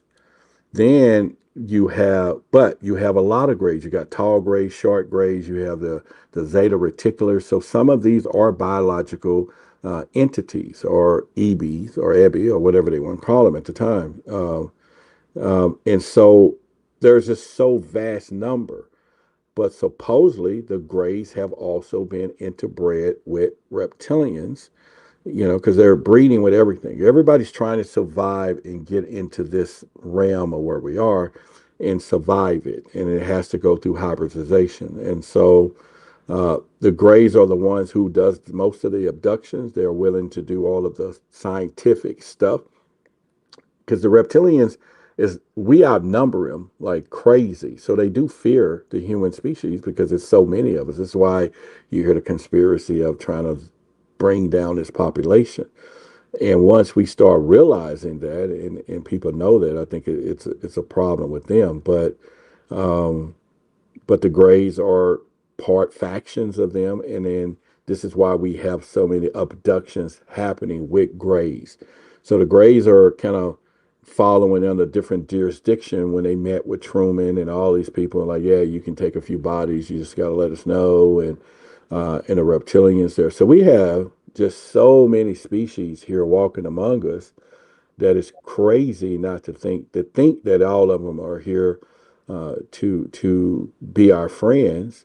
When we start thinking about how many times we was wiped out, how many times there was a global world reset, and it, we just got to start thinking why they fear us the most, because we're growing fast. We're really growing fast. We within 100 years we're flying. Now we're going, trying to get off the planet, which that's one thing they don't want us to do because humans are barbaric. So it's like, hey, we don't want y'all off this planet because we never was intended to be off of it. But that's one of the reasons we didn't go to the moon. That's one of the reasons people thought we were, going back to the moon, I should say. And that's one of the reasons why we just flew around and we ain't finna land it. They were, it's like they just wagged the dogs. But back to your Greys. The Greys are a faction that do a lot of dirty work, and they have no remorse of what they do to us. They have no remorse when they abduct us. This is why people go through so much torment, wiping our minds, subject to experience like Willie Strieber was talking about, the anal stuff. I mean, this stuff is crazy. And then they did a little cattle mutilations at first. And it was like, no, we need to up the game. And that's why when you go to the national forest, especially in your areas, that's off limits for us. All these countries protect the national forests because that's a place that people are coming up missing, and finding them with their clothes back on backwards, like some alien didn't know how to put it on, how to wear pants, so to speak, like we do. And they can't find people. They look for people with hundreds and hundreds of people, and then they find them 40 miles away, like they couldn't have made it there with no shoes on. Just unexplainable stuff that is to be explained, that we're not alone. What do you think then, as we get about 2.5 minutes before we go to break at the bottom of the hour, Roderick? What do you think about Matt Gates's latest comments about how the Americans have 14 bases allegedly with aliens that have been captured that are being used with humans to cross-pollinate each other and to try and create hybrid human aliens in order to communicate with other beings in space? 100%. That's what I was alluding to a while ago when I said that we have so many different species here that is tampering with our DNA. I had a lady here this weekend when we had the Epstein survivor, and Billy Carson was here at one of my events. And there was another lady who worked for a biotech company who told us and showed, kind of gave us some little pictures of her where she opened up a file, and they was the security bio company, and they had rooms with all these different aliens in them, different types of species, and they've always been working on some type of species that can interact with humans, but also create super soldiers and different things. Our military technology is based on alien tech, but if it goes back into the bloodlines and stuff. So I know 100% he's talking correctly. Now, why is he saying what he's saying? Maybe he's stepping off the reservation because there are some of them that are not reptilians, but they all are part of where there's Illuminati's, different types of groups trying to fight for control of the humans, so to speak, our civilization. But they can say what they say, but they're not showing us anything, and they're not going to. And any of those officials are not going to blow the whistle like that when they pour it in the room. That's why you hear David Rush. You hear all of them. Oh, I have to tell you in a skiff or whatever. Like, really? And people fall for that. They see him in the congregation here. Oh, I can tell you. Oh, Lou Elizondo. I mean, I'm a fan of him, but they ain't telling us nothing. Never have and never will. His book had to be cleared by the government. It had to be cleared. whitewashed before we read it, and we buy it to think we're getting truth. So it's like, stop playing with us and start talking to the people who are getting abducted, and that's what truth is. Well, on that note, I'm going to get you to hold on right there because we are going to go to break here at the bottom of the hour. The one thing that I love about this subject is Roderick Martin can go absolutely anywhere. In the next half hour, we're going to try and sneak in some audience questions, and we're also going to get to more reptilian talk because let's face it, it's kind of freaky to think that this could be going on in our world. How camouflaged are they that we don't even notice?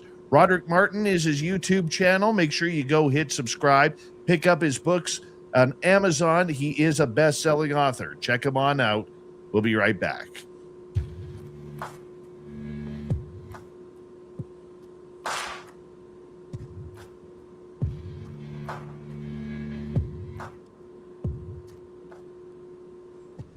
Listening to Spaced Out Radio with your host, Dave Scott.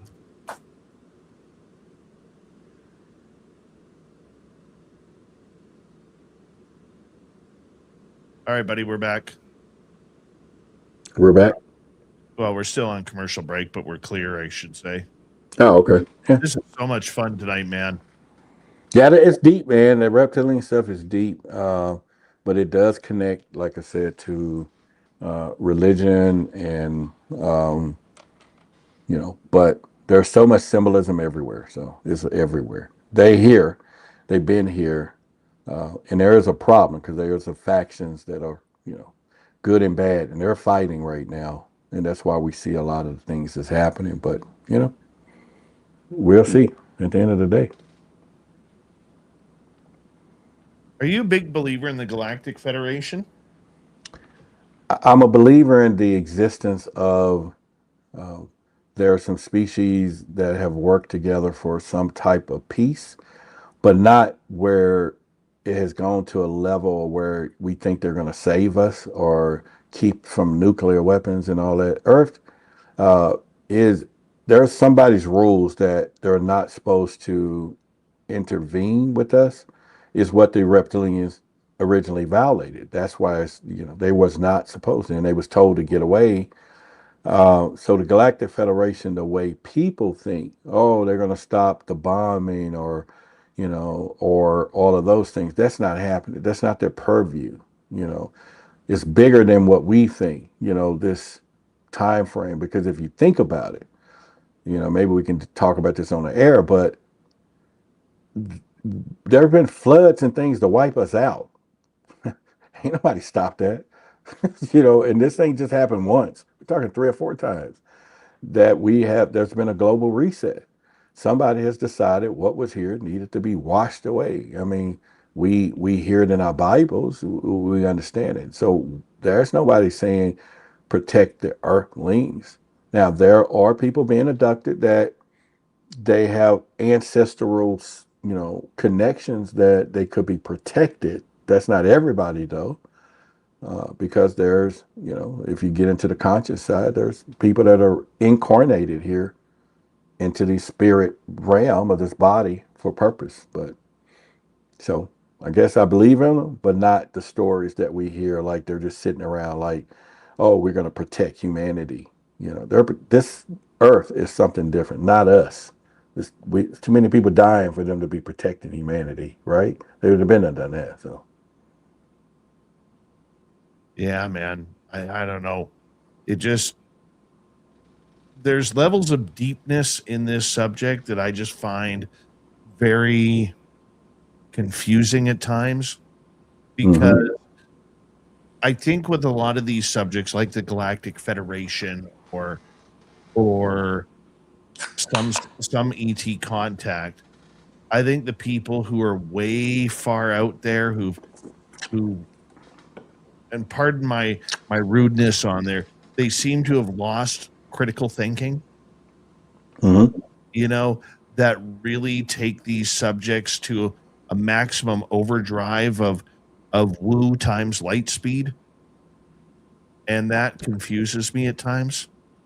It should, because there's a faction of people in the UFO space that still are on the notion of this, and the same thing with religion, that something is coming back to save the world, so to speak. When we are noticing as we're growing as a species, we're being able to stop our own extinction level events anyway. We're evolving to do that. In fact, that's what was in that movie, the 3 something that came out that was really good, but the aliens was coming from, they was 400 years out, but they realized by the time they got here, we would have been able to protect ourselves because we're growing so fast. So they started time jumping to intervene. So it is a thing, especially with past lives, especially with, like you said, Bigfoot, all these different species. If you go back to dolphins, why we can't speak to dolphins, and mermaids, and even Epstein files, they said they was eating mermaids. All these methodical creatures that we think that didn't exist actually exist. And we think they're gone. Where did they go? Right. They evolved into something what we look like today. Hold that thought, my friend. We're coming back here in 3 seconds.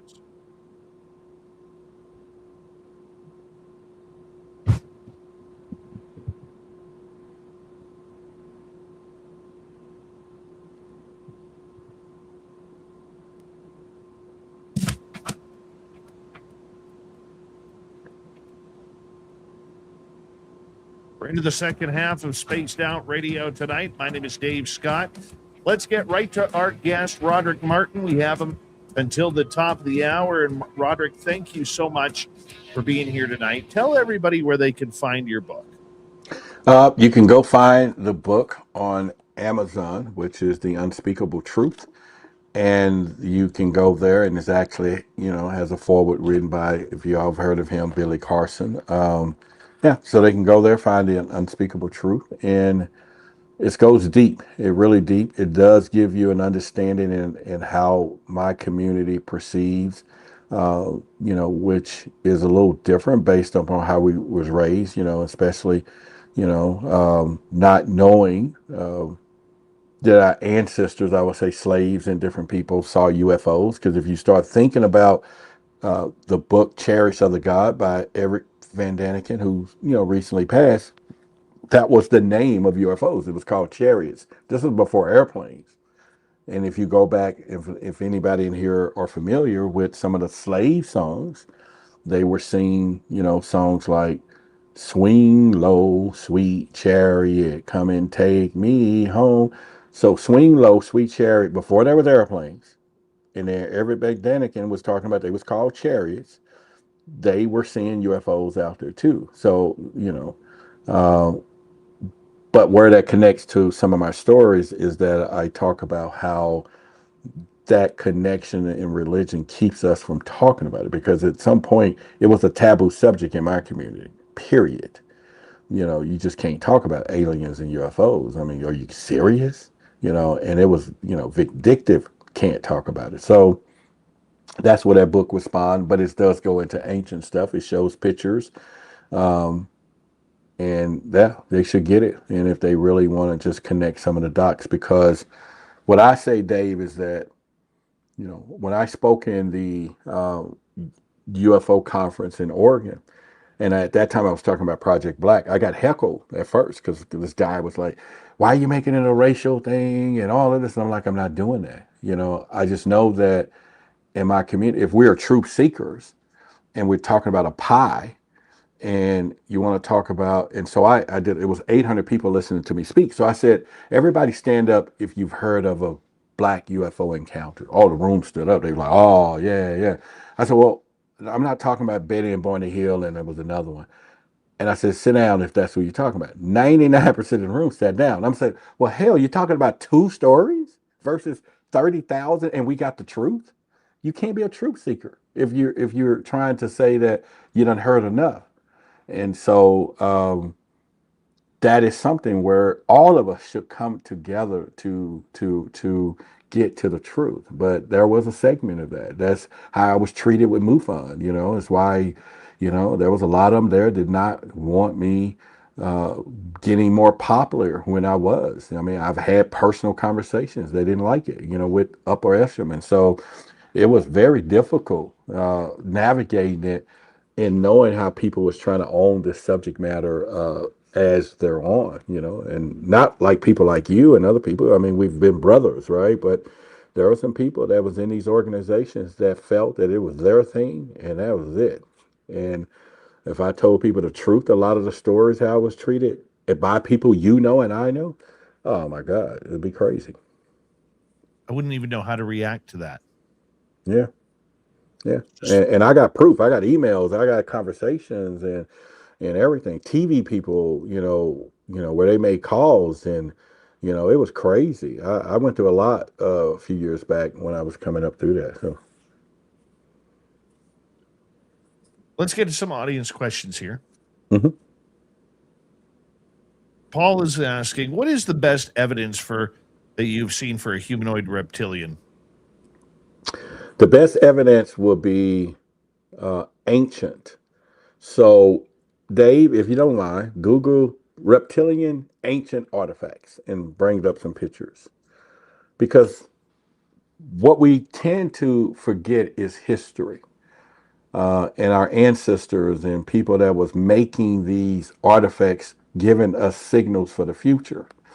So if you look at what they saw and what they left behind as evidence, then that it would be particularly your first step. Like this in Peru, you have all of these. That was the reptilian mother and all, and these are artifacts that are real.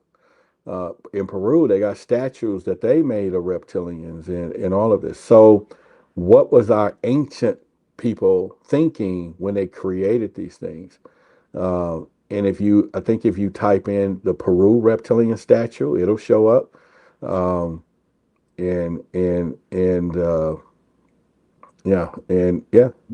It's like a statue. And these things that they're putting around here, I mean, that's right there in plain sight. You think they just made that without trying to tell us a message? That somebody walked around here.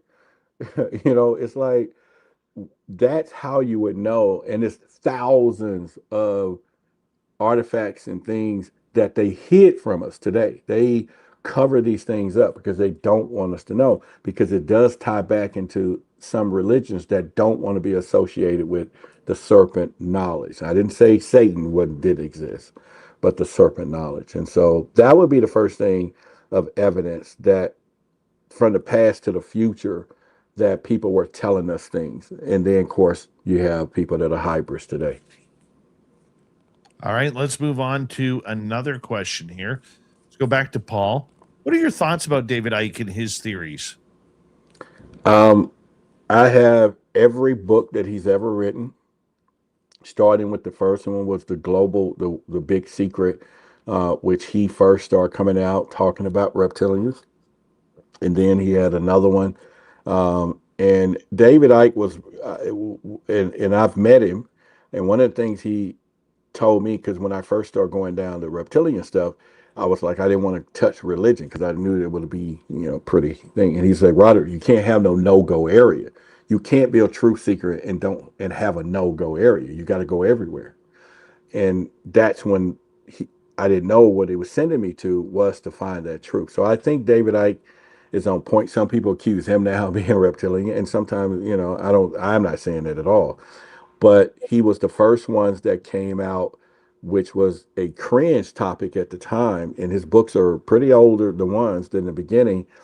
And he was talking about this world of reptilians. And then he went back to the Zulu shaman, which is Credo Mutua, in which you can probably Google that interview, a lot of people.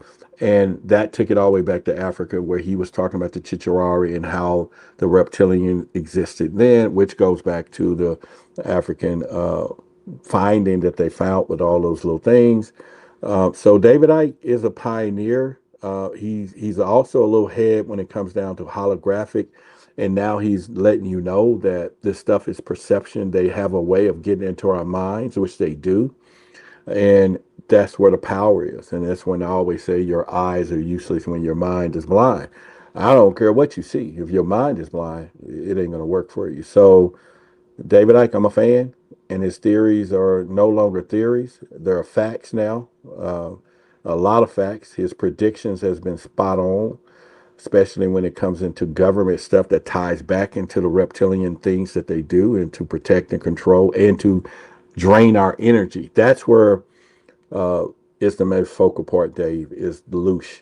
Everything they're draining and creating chaos, all of that dimensional energy is what they're feeding off of. All right, let's get to another question here. Shane is asking, if the government offered you full disclosure, what would be the most important thing you would want to know? I think that it would be what most people were asked if an alien showed up tomorrow. Who is our God? Who is God? Right?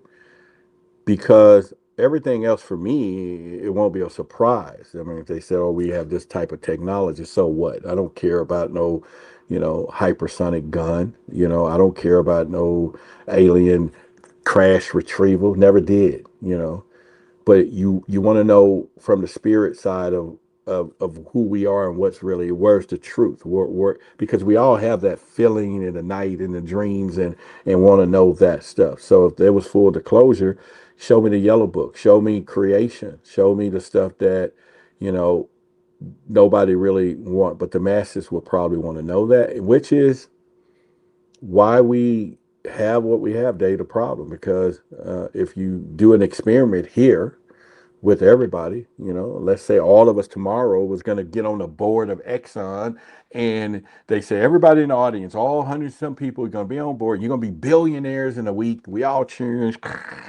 Dave and I partying, the big guys partying, and then all of a sudden Akbach walks into the room. He's from planet Xeon, an alien, and he says, "Yo!" Now everybody like alien, and he says, "I'm finna give you free energy," and we are like, "Shh." And then I whispered today, "Dave, did you say free energy? Because we ain't gonna be billionaires. We on the Exxon oil board. Whoa, whoa, whoa!" And then the room gets silent, like, and then all of a sudden somebody gives the cue, lock the door. Akbach ain't getting out of there alive. That's what happens now. They come to save us, and then back on Xeon, they sitting there cheering, "Yeah, those Earthlings, who's gonna go to Earth?" And they go, "Or what happened to Akbach? They killed him." And they like, well, "I ain't going to Earth and save them crazy humans either." It's like whatever. So I will want to know who's God, and then you want to know, moving on to from medical truth, energy, all these things that we're paying for, because there's no UFO ever stopped for gas. I ain't seen one. Ain't that one of them stop for gas. They got to be doing something we ain't doing. Maybe that's why they keep going over to the West Coast here, so they could fill up on gas going into the volcanoes. Right. There you go. So I would want to know who is God. Not that I don't believe in God and my religious beliefs, and I didn't say that, but I do want the truth of, where did it start? Where did we come from? Not where religion started, which is where most of us is. Take me back before that. For me, if I was offered full disclosure, what I would want to see is I would want the big questions answered. I'd want Roswell. I would want whether or not Eisenhower cut a deal, humans for alien technology. Sorry. I would want to know if there is a list of people's names that the government has that have been taken. But see, this is where Robert Salas says, I'm not contradicting what you're saying, but we don't need a list if we trust the witnesses, the people who've been taken. Well, I know you're talking about the ones who wasn't brought back, right? So, yeah, I want to know where the Mayan civilization went, the whole civilization. They just left, Oh, yeah, we talking about 2012 calendar, but we got civilizations that are gone, like people gone. They're not even here no more. The whole civilization just packed up and go. Where did they go? Who took them? So stuff like that. You're right. I will want to know that, because they didn't just die off. We're talking, you know, all these places that they're just left their rocks there, and then we call them, tourist sites. But wouldn't you want to know, Roderick? I'm sidebarring here. As an experiencer, wouldn't you want to know if your name was on some sort of list that the government had for you having contact? I get that part, and I'm with you. I think we all would want to know how deep the rabbit hole really goes or what they've been hiding. But I honestly have to say, and this is just me personally, from the journey that I've grown immensely over the last 2 years, and you probably can tell my conversations have changed a lot. The studying, the people I've met, the remote viewing that I have done now, and capable of doing, really good. All of these things, taught by some of the best people, and then I'm now beyond those answers for me personally because it's like whatever, I know it exists. I know that. Now I'm always on a reptilian hunt because it's fascinating and understand that they're existing and they're here. Um, but I don't think I will. Me personally, I want to know beyond that. What happens when I die? And we know that in the serpent world, as I wear this necklace, it says the beginning, the end is the beginning, and the beginning is the end. It's like we are always constantly. So my beginning is my end, and the end is my beginning. It's like we're being reincarnated. We've been coming back here. So I want to know, why are they saying that this is a prison planet? Versus why are we trapped here, so to speak, and tricked to keep coming back in this system instead of ascending into wherever else we're supposed to go? And there's a lot of us that have a lot of past lives. We did a past life regression with Barbara Lamb, if you ever heard of her, and a friend of mine, and we did it with one of our audience members. We filmed it. It was so deep that this girl went all the way back into the German concentration camp where she was teary-eyed. She was emotional. She was a kid and talking about the boots. They're coming. They're getting right up until something took them out. Like the little kid recently that you see that is telling his mom he was the guy that jumped out of the 9/11 tower, knew the name, said it was hot. He jumped out of the building, and he's an 8-year-old kid. He's been reborn. I want to know that stuff. So that's what I want to know. Let's move on to another question here. Let's go to Mel. Do reptilians have souls? Yes, the ones that they capture, which is ours, but they don't, not them personally. When they inhabit a body or take control of a human body, they are controlling that part. So the answer is no, they don't have souls. It was just me kind of being rhetorical there, but which is one thing that they can't take from us, right? They can control, our bodies, our minds, and when they are controlling, and when they're shape shifting. Now we're talking souls and consciousness being removed. This is why you hear all the stories of, people being cloned or replaced and everything else. So if they had a soul, they probably wouldn't function with apathy and probably with more empathy. And that, again, is what makes us a special species, is our souls. Final question from our audience tonight. Go to Erica. Where does this leave us with religion, spirituality, as far as our souls, love, or a higher being? That's a great question. I've been on this quest for quite some time, so I'm going to start with the word love. I think love is the ultimate answer. True love, the love that we all supposed to experience as being the souls that we are, as being oneness and connected. And spirituality and religion are two form of fashion. So I always say that we can't study spiritually while learning religiously. Religion has always been now as a control mechanism, because if you think about it with our souls, religion teaches you to look outward, for your answer and control, like, of course, praying and saying, God, the story versus spirituality is us looking within. And that comes into knowing your soul and everything else. And so it leaves a conflict with a lot of people because of cognitive dissonance. And these are people who believe something to be true their whole life, especially religion. And then when they stumble upon spirituality, they can't grasp it because what was true their whole life is now untrue. And vice versa. There's things that are untrue, and then they find out it is true. And so cognitive dissonance is that problem between spirituality and religion. And so higher beings is what we all are ascending to, is working toward every day, which is raising that vibration, finding out the truth of who we are, so that you operate on a level where the simple chaos of life just doesn't bother you anymore. And that's what I'm learning. It shouldn't just bother you, even the thought of death, especially when you understand all of this stuff. And so that leaves you, Erica, to begin to search within. And I'll leave you with this. The question mark, if you start thinking about it, everything is inverted, by the way.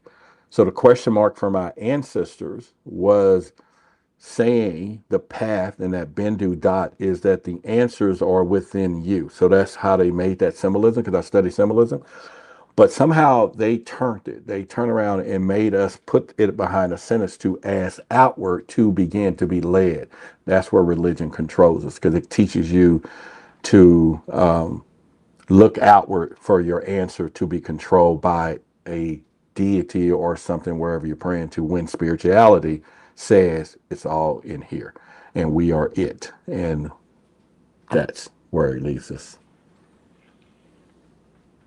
Where does this leave the biblical stance of, say, God or any other religious deity, whether it's Buddha or Zeus or Vishnu or Allah, Brahma? There's so many. Now, glad you said that. If we go look at all of their stories, their origin stories, all of them had the same story. All of them had some version, whatever, same as the Jesus Christ story that we have. Every last one of them have the same story. And if that's not strange enough, so that if you start thinking about, I don't think the God that created all of us ever meant to be that there's all these other sub gods. And so I used to raise dogs, French bulldogs, and birds too, by the way, exotic birds. I started working on this special color of dogs and birds through genetics over time. And we created, there was a group of us. Now, if that dog could talk and say, hey, how did you create it? I will tell the dog, I'm your God. I created you, right? So everywhere we were spliced, everywhere who created this DNA, who whatever species came and bred with humans and all that, start saying, I'm your creator, and I'm your creator. So if that's the problem. So once people start, and that's why when I said it earlier, if I had the one question, then that'll be the question, because that will be what most people will seek.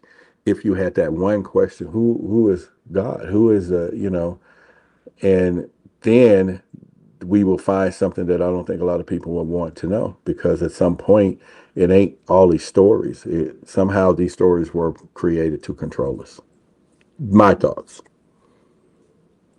We have about 90 seconds left with you tonight, my friend. Mm-hmm. And what a great show it has been with you. And once again, you're top notch. I think you're one of the best podcasters and researchers out there in We're this. working on it.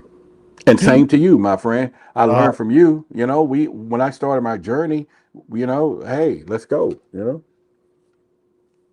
Tell everybody where they can find your book, find your YouTube channel, and your work. You can find my YouTube channel, Roderick Martin, or Truth versus Authority. But if you type Roderick Martin, it'll show up on YouTube. My book, you can find it on Amazon right now, and actually, it's at a good price for you right now. If you look for me on, Google me, you'll find me on a bunch of different TV shows and different stuff there. I am working on some other projects. Lately, I've been doing a lot of symbolism, what I call decoding, which I got something I call the symbolizer method. So symbolizermethod.com, where I'm now teaching people how to decode everything. And it's really based on what the reptilians do. So where there's headlines, qualifying statements, because they're all controlling our governments. So y'all can find me there. Instagram, I'm there now. TikTok a little bit. And then a little bit of YouTube. And then if they're in Dallas, Fort Worth, you know, we're doing community things every 2 weeks, live with a microphone, panels, and we talk about this stuff live. And now we're starting to tape them. So, yeah. Love it. Roderick, it is always great to have you on Spaced Out Radio. We will do it again for sure. Coming up next on the big show, we have Swamp Dweller. Then Robin Haynes, she has arrived, and the Crypted Key will join us as well. You're listening to Spaced Out Radio with your host, Dave Scott.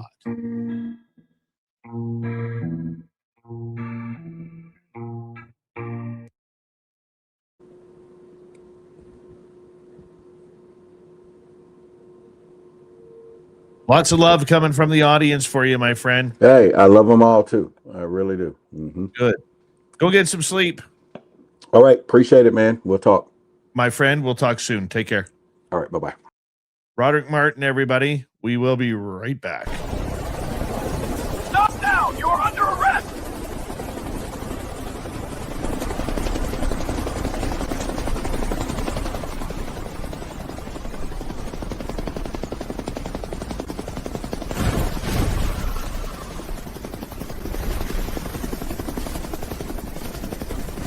Hands up! Don't move! Don't get caught without your Spaced Out Radio merchandise. We have t-shirts, mugs, hoodies, socks, hats, stickers, and so much more. Whatever you're looking for, we have you covered. Why just be a fan of the paranormal when you can look the part? We don't have ugly merch, folks. Check out the Spaced Out Radio store. Find the link in the description below.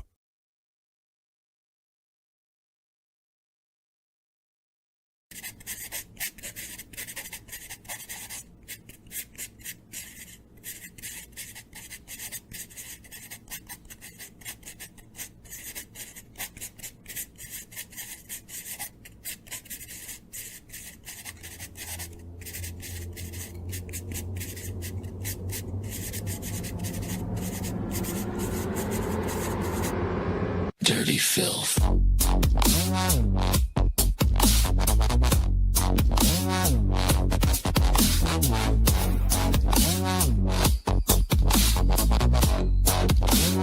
Dirty filth.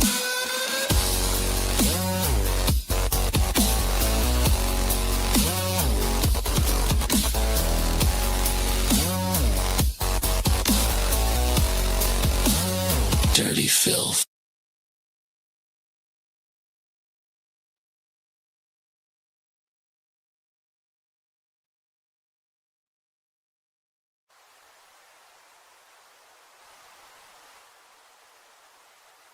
Object is heading north 045 degrees.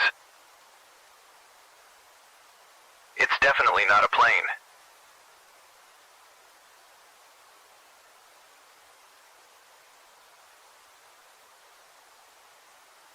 It seems to be tethered to something.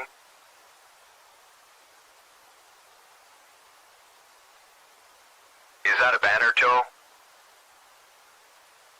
Caribou Con. Does anyone know what Caribou Con is? Caribou Con, one of the BC Caribou region's best-kept secrets. Until now. Join our panel of renowned paranormal experts for a weekend of fun and intriguing presentations. Go to cariboucon.com to book or inquire now.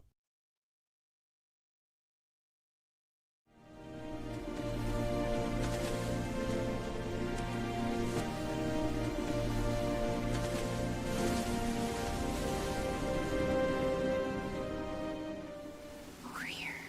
Look at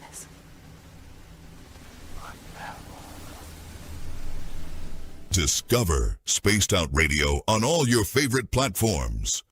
We're live every single night with the best in UFOs, cryptids, paranormal, and the unexplained. And you can find us on all your favorite platforms. Head over to Instagram for behind the scenes and daily weirdness, TikTok for quick mind-bending clips, Facebook for community discussions, and X for real-time updates and hot takes. Wherever you scroll, Spaced Out Radio is there. So go search Spaced Out Radio on every platform, hit follow, and turn on notifications so you never miss a single episode. The weird is waiting. See you there.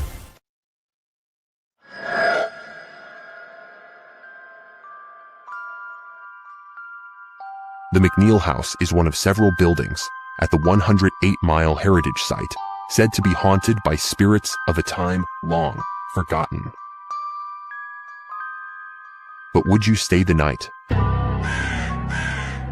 Along with guided ghost tours and paranormal investigations, Haunted 108 is offering a chance to spend the entire night inside the historic McNeil House by booking one of our B&B style sleepovers, where you can experience the hauntings firsthand, meet the resident ghost cat, and witness unusual activity. If you dare to turn history into a night you'll never forget, book your spot now at haunted108.com. Spots are limited. Will you be brave enough?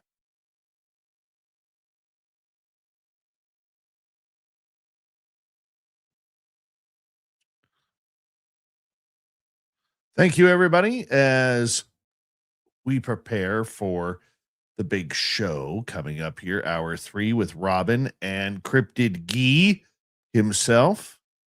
Yeah, I mean, how do you not love a face like this? Honestly, it is beautiful. Absolutely beautiful. And while we stare at that, we want to say thank you to Jeremy ×2, Deborah Rooney, T-Bone. Thank you for everybody giving us a thumbs up.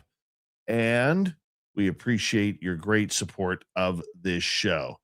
And of course, we're going to go to Swamp Dweller. Swamp Dweller will be about 3 minutes long, and then we're off and running. We are. Sit back, relax. Good morning, Skip to my Lou. How are you? Here we go.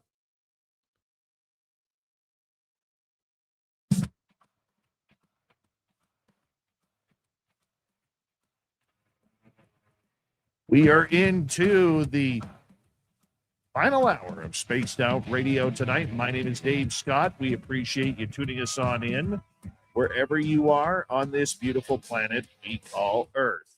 Hello to everyone listening in on our terrestrial affiliates around North America, digitally on every major podcast network. Our website, spacedoutradio.com. We have a plethora of features for you. Rock out to Bumblefoot, read the news wire, check out our swag as well. You can follow us on X at Spaced Out Radio, Instagram at Spaced Out Radio Show, and on Patreon in the Space Travelers Club. The Desert Clam has set the password for tonight in the SOR Space Travelers Club. It is Epidietic. Epidietic is your password. Use it wisely, Space Travelers, as the Clam says the password each and every night right here on Spaced Out Radio. Let's head to the swamp. Hello and welcome to Spaced Out Radio's Swamp. I'm Swamp Dweller, and tonight I'm going to take you on a mystic journey of the unknown, sharing tales of monsters, legends, and nightmares. Welcome to the Spaced Out Radio Swamp. Hi, Swamp Dweller. I'm a huge fan, and I wanted to share something that stuck with me for years. My name is Harlow, and I'm 18 years old. This happened when I was 14. I was visiting my grandfather, who owned about 20 acres of open field and woods. That day, I was with my crush, Colton, and we decided to ride his four-wheeler out to his favorite fishing spot on the property. At first, everything felt normal, but the moment we got there, I began to feel wrong. The woods behind us were completely silent. There were no birds, no insects, nothing. The only sound was the slow movement of the water nearby. It was the kind of silence that makes your skin crawl, like the world is holding its breath, and that's when we heard it. It was a scream. but not like anything I had ever heard before.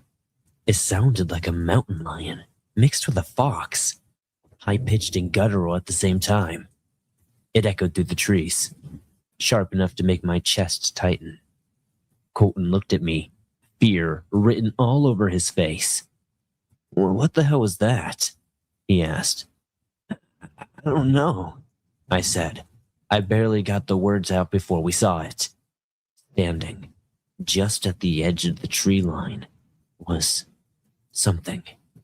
It was tall and unnaturally thin. Its skin was pale as it had never seen sunlight. Its face, or what should have been a face, was wrong. Just two jet black, hollow pits for eyes, and a long, dark slit where its mouth should be. For just a second, we were frozen. Then it moved. It lunged towards us with terrifying speed. We didn't think we just reacted. We jumped onto the four-wheeler and took off, the engine roaring as Colton pushed it as hard as he could. It felt like something straight out of a horror movie. Branches whipping past us as we sped toward my grandpa's cabin. We barely made it inside. The second we slammed the door shut, Colton threw his weight against it, trying to hold it closed. Then something hit the door. Hard. Before we could even process what was happening, a long, clawed hand punched straight through the wood and through Colton's hand. His scream still haunts me. And then, just like that, it stopped. No more banging, no more noise. When we finally got the courage to move, whatever had been outside was gone. Later, my mom came and picked us up. We never really told her the full story, just that Colton had hurt his hand. But I don't know what we saw. It wasn't normal. It was definitely supernatural. I still think about it sometimes. About those black, empty eyes watching us from the tree line. If anyone knows anything, if they know what this could have been, I'd really like to understand in the comments. Thank you, Swampy, for another crazy story. If you want more just like that, head on over to YouTube, type in Swamp Dweller, hit subscribe, ring that bell. Thousands of stories for you to listen to each and every day and night, so make sure you check it on out. Let's get to the Q&A.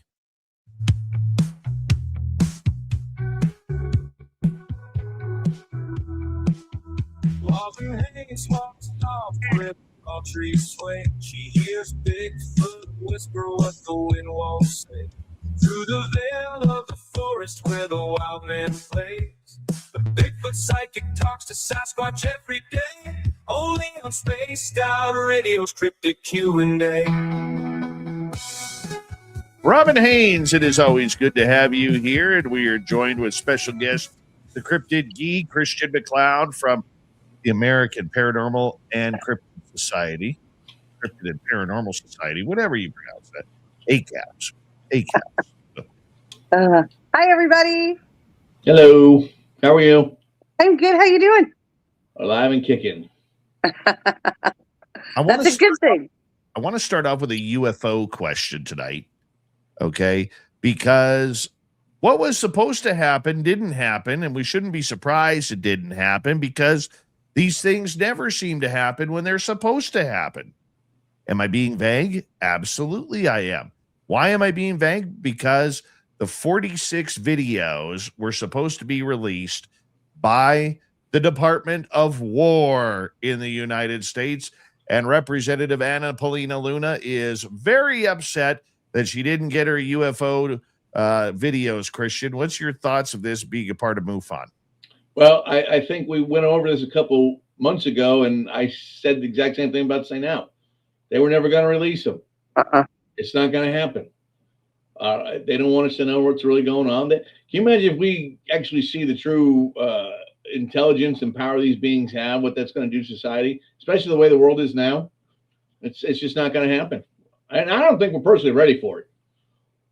The average citizen on this planet, most of the time they're too busy with their head and their cell phone and, not paying attention to what's going on around them anyway. So I just don't think they're ready for it. Robin, what's your take on that? I agree with them. I don't think we're ready for it either. I'm limited I guess you can say at the moment as to what I can talk about as far as what's going to come out. But what I will say is this: there is a lot of things that will be coming out, but it will be brought out over the next 1 to 2 years. I have never thought they were going to bring out 46 videos, ever. I think that they've already started the disclosures. The most I think we're going to see over the summer is acknowledgement that Area 51 exists and Roswell exists. And I think that's the most we're going to see. But there is going to be a lot of things coming out over the next year or two. How do you feel about that, Christian? Well, no, I agree with Robin, but we've got a friend of ours that was pretty high up in the government when it came to special distractions and things like that, I guess I could call it. And he told me point blank, that they're so far ahead of what they've done in Area 51. That's been closed for probably 20 years. They're on like Area 56. It's so even if they talk about, and Roswell that's 1947. Yep. I mean, even if they admit to it, so what? What are they gonna, and again, what are they going to do? Say Corso was right when he was, in his book, because he was the one that was in charge of distributing all the technology. So, all they're going to do is say, yeah, we gave this tech to some companies and some universities, and that's kind of where we've been since then. That's all they can say. They can't. They can't lie about it. They can't say, "Oh, we did not come up with the technology we have today." It's all bad. Look at our technology gaps. We went from the Wright brothers, all right, in 1908, 09, something to that effect. Forgive me for not knowing that directly. To in less than 100 years, to basically Mach 6 in our atmosphere. We don't even know what the stuff that the new stuff can do. And realistically, I understand the government why they don't want us to know, because they don't want to scare the bejesus out of us. But it's common sense. You don't skip that much tech in that amount of time. Well, I mean, we've been driving. How long, Rob? How long were we riding horses before the car came in? And and that's exactly. Well, the other thing is too. I mean, you don't go from banging on rocks and living in caves to having a computer in your home. Exactly. But on top of that, I agree with Christian. People aren't ready. Okay, but what I will say from what I know that is coming up, people get ready. Okay, but they're not going to tell us everything. They're not, because knowledge is power. And nobody is going to want the people of this world to have any power. Okay? If not, we lean on our governments for power. And that's the same reason they never told us that we had abilities. Same reason they kept us in a 3D frequency. Because if we are in a higher frequency, if we have knowledge, we have power. We can access our abilities. We can do all kinds of things. Granted, we're not ET level, but we can do things as long as we don't have any power, and that is by knowledge. We are more controllable.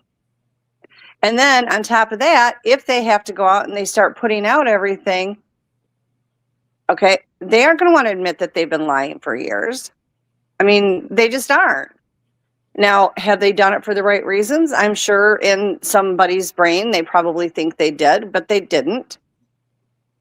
Aliens have lived amongst us forever. They've never not. That's just a fact.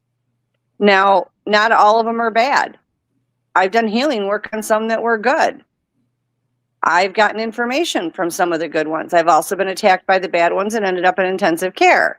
So there's good and bad in everything, just like there is with our people.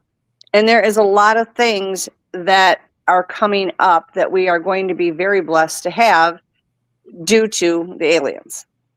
Just a fact. And that will come out over the next 1 or 2 years. When will we be ready, Robin? We have a lot of catching up to do before we're ready. I'm hoping that they can get everybody up to speed in the next few years, but I'm thinking it's going to be more like 10. I don't, the problem is people, like, and Christian knows this, and you do as well, Dave, they don't even want to acknowledge that Sasquatch exists, let alone that the aliens do. And the biggest problem is ego-based. People don't want to acknowledge the fact that there's something out there smarter than us. And quite honestly, we're the low man on the totem pole. You know, we really are. We can't even get along with each other. And so they've got to first acknowledge that we've made treaties with them even before Eisenhower. Then they've got to acknowledge that, okay, well, we lied to you guys. They're going to say it's for our own benefit. But the dumber we are, the more power they have. And we are not capable of matching the technologies from these things. Even the technology that they give us, if that's what they're giving us, I promise you, they have 10 times more there. They're not going to give all the goodies to us and then they're at a disadvantage. That's just not ever going to happen. I mean, there are so many reasons, you know, why not to let us know. Do I think that it will happen? Yeah, I absolutely do. From the knowledge that I have, from the things, not only beings, but, you know, humans that I've talked to, we'll find out about it. We're not going to find out everything. I don't believe that'll ever happen. But they have been walking amongst us. They've been living in inner earth. They've been living on the earth. They've come from other planets. I mean, it's just the reality. And now we've got to put on big girl and big boy panties and get our head out of the sand and acknowledge that this is happening. It is real. But it doesn't mean that they're all bad. That's just ridiculous. There are actually more good ones than bad ones. Like with everything else, the bad ones are lethal, the good ones are great.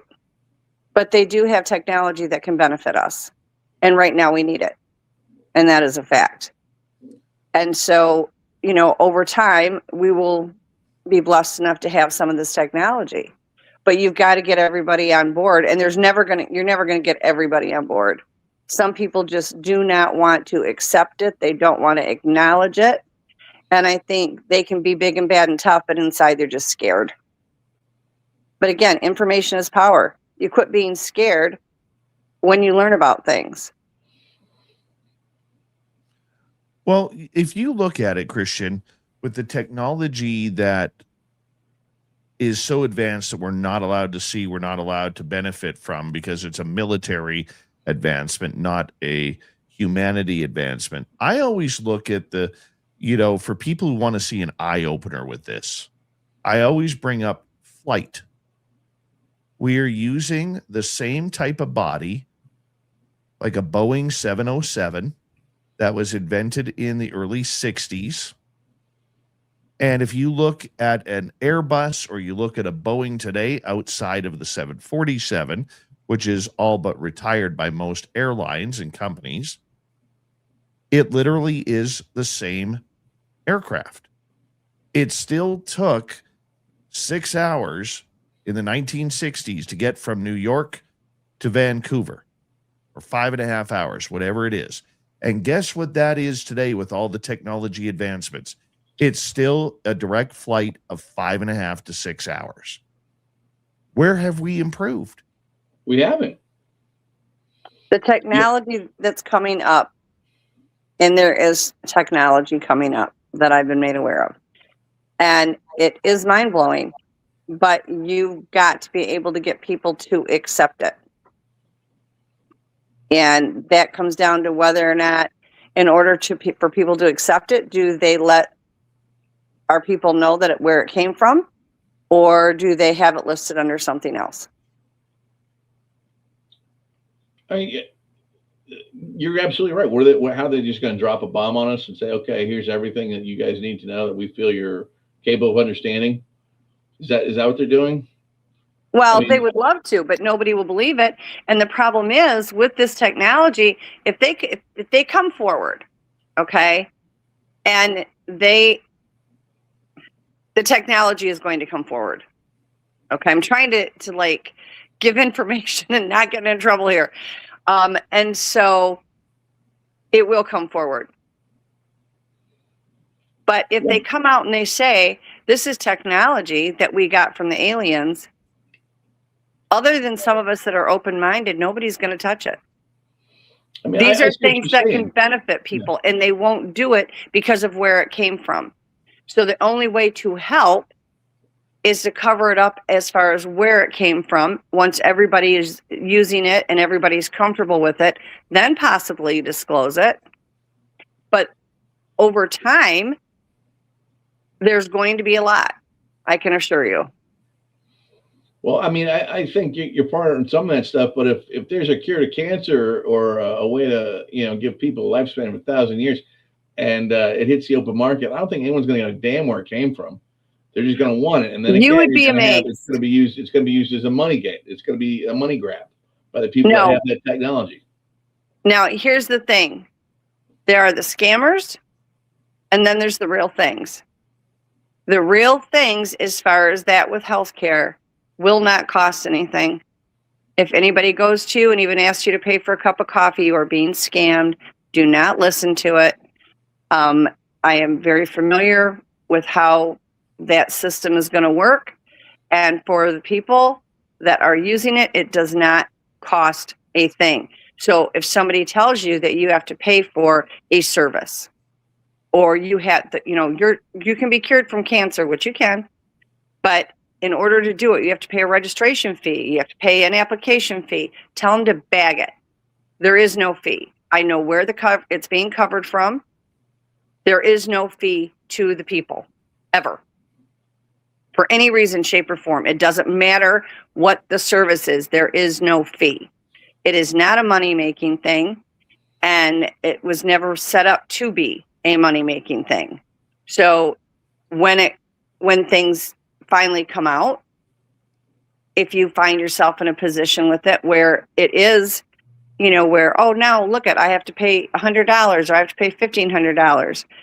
I knew somebody that got scammed, was terminally ill, thought that they had to pay a very large sum of money to be able to be saved, paid this money, and died because the service wasn't available yet and somebody had scammed her. So please, when the time comes, when these things are available, if they are asking you to pay anything, know that what you are dealing with is a scam. And trust me, the scammers are in full force right now. Okay? When announcements are made, when things happen on this healthcare stuff, it is a free service. Well, let's get back to cryptids and UFOs and everything that we love to talk about here. Christian McLeod is here. Robin Haynes, the voice of the cryptid world. Yes, indeed. Been a lot of dogman talk lately about more people seeming to have dogman type encounters recently. Have you guys noticed anything to do with this? Yes. And if so, why? You want to go first, Christian? Rob, no, you go ahead. I'll watch you hit the home run, and I'll just fill in the bases for you. I don't know if it's going to be a home run or not. Okay, there's a lot of changes going on right now. According to the dogmen and all the other cryptids, the ones that I've spoken to, obviously I haven't spoken to every one of them, but the groups that I've spoken to, just like with, you see a lot of them taking off out of Ohio right now. It's going to be fine, but there's a lot of changes going on. There's a lot of changes that are coming. Some of the changes will be good. Some of them will not be. So there's a lot of activity right now. I also caution everybody that as things are going to get better, whenever anything gets really good with the cryptid world or in our world, a lot of the bad stuff want to come out to play. So just watch your back. But no, that's it. There's a lot of activity right now. A lot of activity. You would be amazed the amount of activity going on in the cryptid world and in the paranormal spectrum altogether.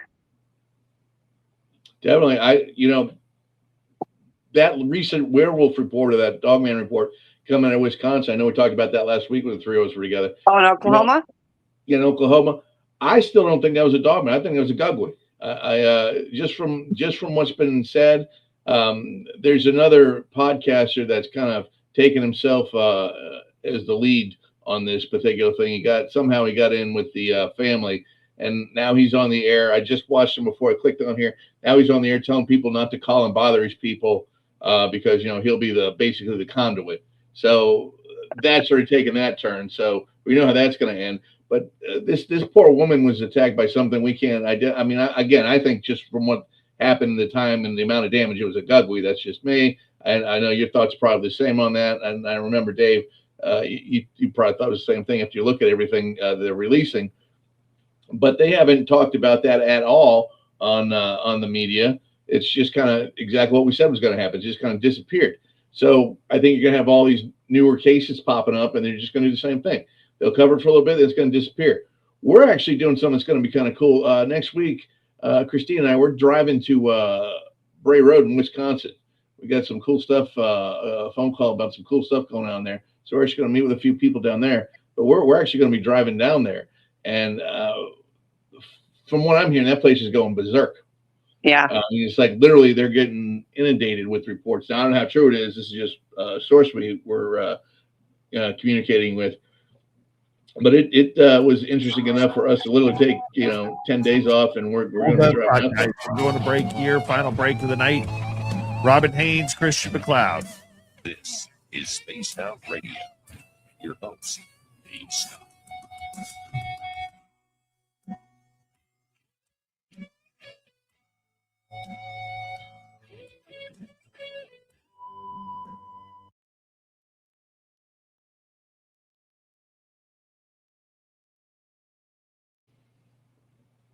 Christian, do you want to explain that photo to Robin? Because I don't think she's ever got the explanation. Are we on live anywhere? Well, we're still live. Just don't use names.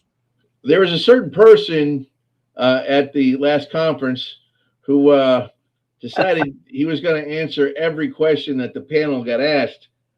And after I fell asleep the second time, I woke up real quick and looked over at Dave, and that's how that face was made. And I believe I said something about this guy needs some Gatorade or something. We're going. What are we doing here? Is this should we leave or what's going on here? And I think you already know who it was. Oh yeah.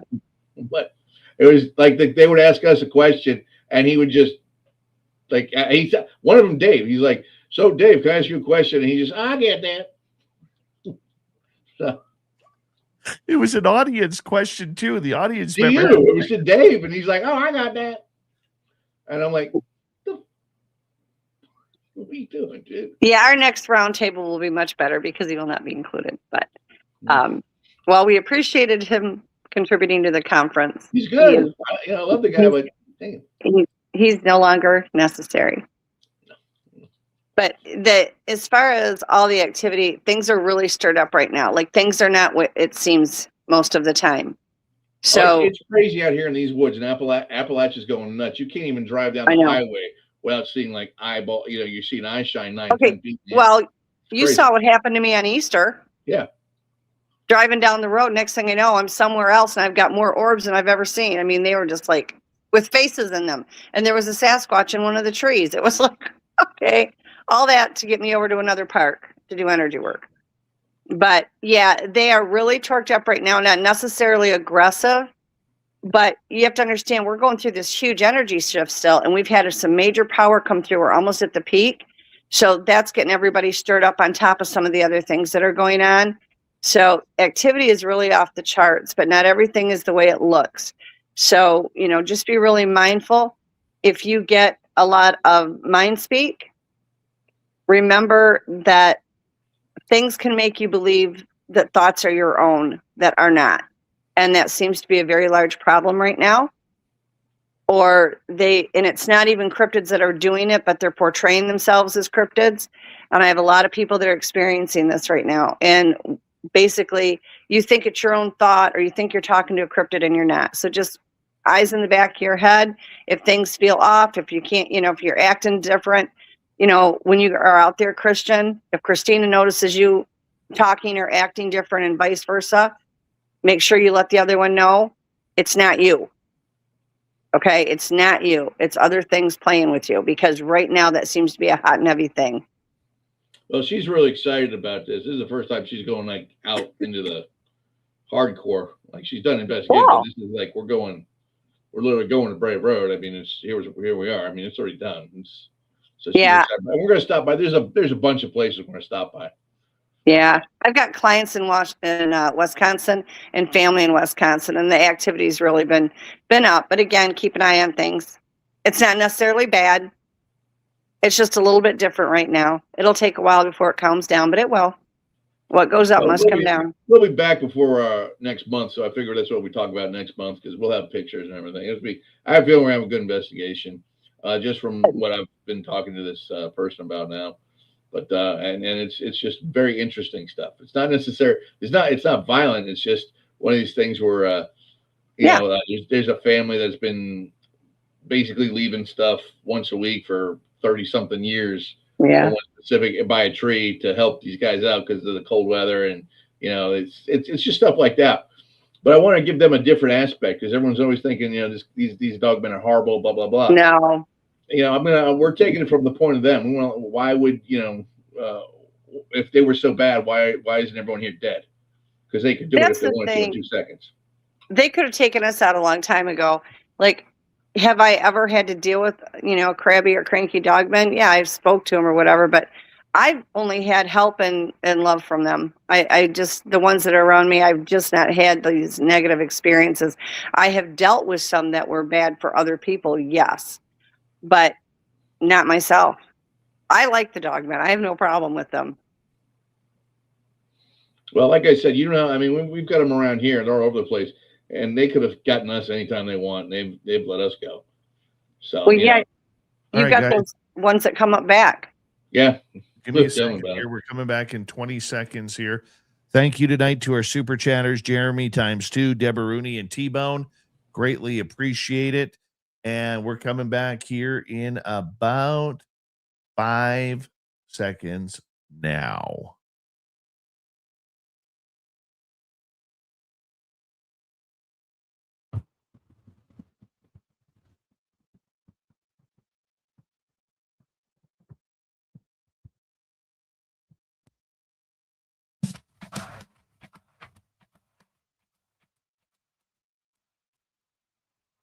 Here we go with the final half hour of Spaced Out Radio tonight. My name is Dave Scott. We appreciate you tuning us on in wherever you are on this beautiful planet we call Earth. We have Robin Haynes. We have Christian McLeod. We have a lot of cryptid talk. We were just talking about Dogman right before this intermission that we had to take, Christian, and you were filling in on the Dogman experiences. Well, I was saying, Christine and I, we're going to be going. We're going to be going to Wisconsin Bray Road, but we're going to be stopping along some of the other places that we know there've been sightings. But we're actually looking at it a little differently. Instead of having a nasty report or a nasty incarnation or something like that with a dog, we want to talk to people that have had peaceful ones. In other words, we're trying to show them in a different light because everyone And I do believe there are a large part of them that just enjoy scaring the hell out of us. I got to say that. And I think that's where the crypto terrorist moniker came from. But I think there's a whole different side to these guys. And what I'd like to do is be able to show that in some different stories and just from a different aspect. And we're going to take 10 days out there and film that. So that's going to be interesting. And we will definitely be calling Robin, see what she thinks. Yep. Absolutely. I've never been out there. I have. That's one of the places I've never been. That's always been on my list of places to investigate, and we just happen to have the time, and we're going out there. Check it out. And if you need backup, I'm a call away. I know. I'm gonna call Dave. I'm gonna say, Dave. Just call. What the heck? Just call. Earlier in the show, we were talking with Roderick Martin about shapeshifters. He really focused in on the alien side of things, but I want to look at shapeshifters from a cryptid side. Robin, I mean, shapeshifters, as many believe that many in the Fey realm can shapeshift. Yes. Werewolves shapeshift. It's been wondered whether or not Bigfoot can shapeshift. What are the shapeshifters out there? Well, to begin with, when it comes to your Sasquatch, if it's a clan that uses a lot of the paranormal abilities, they're of a higher frequency than the ones that stay more in flesh and blood. And the ones in the higher frequency, they all can shapeshift. I've physically seen it happen.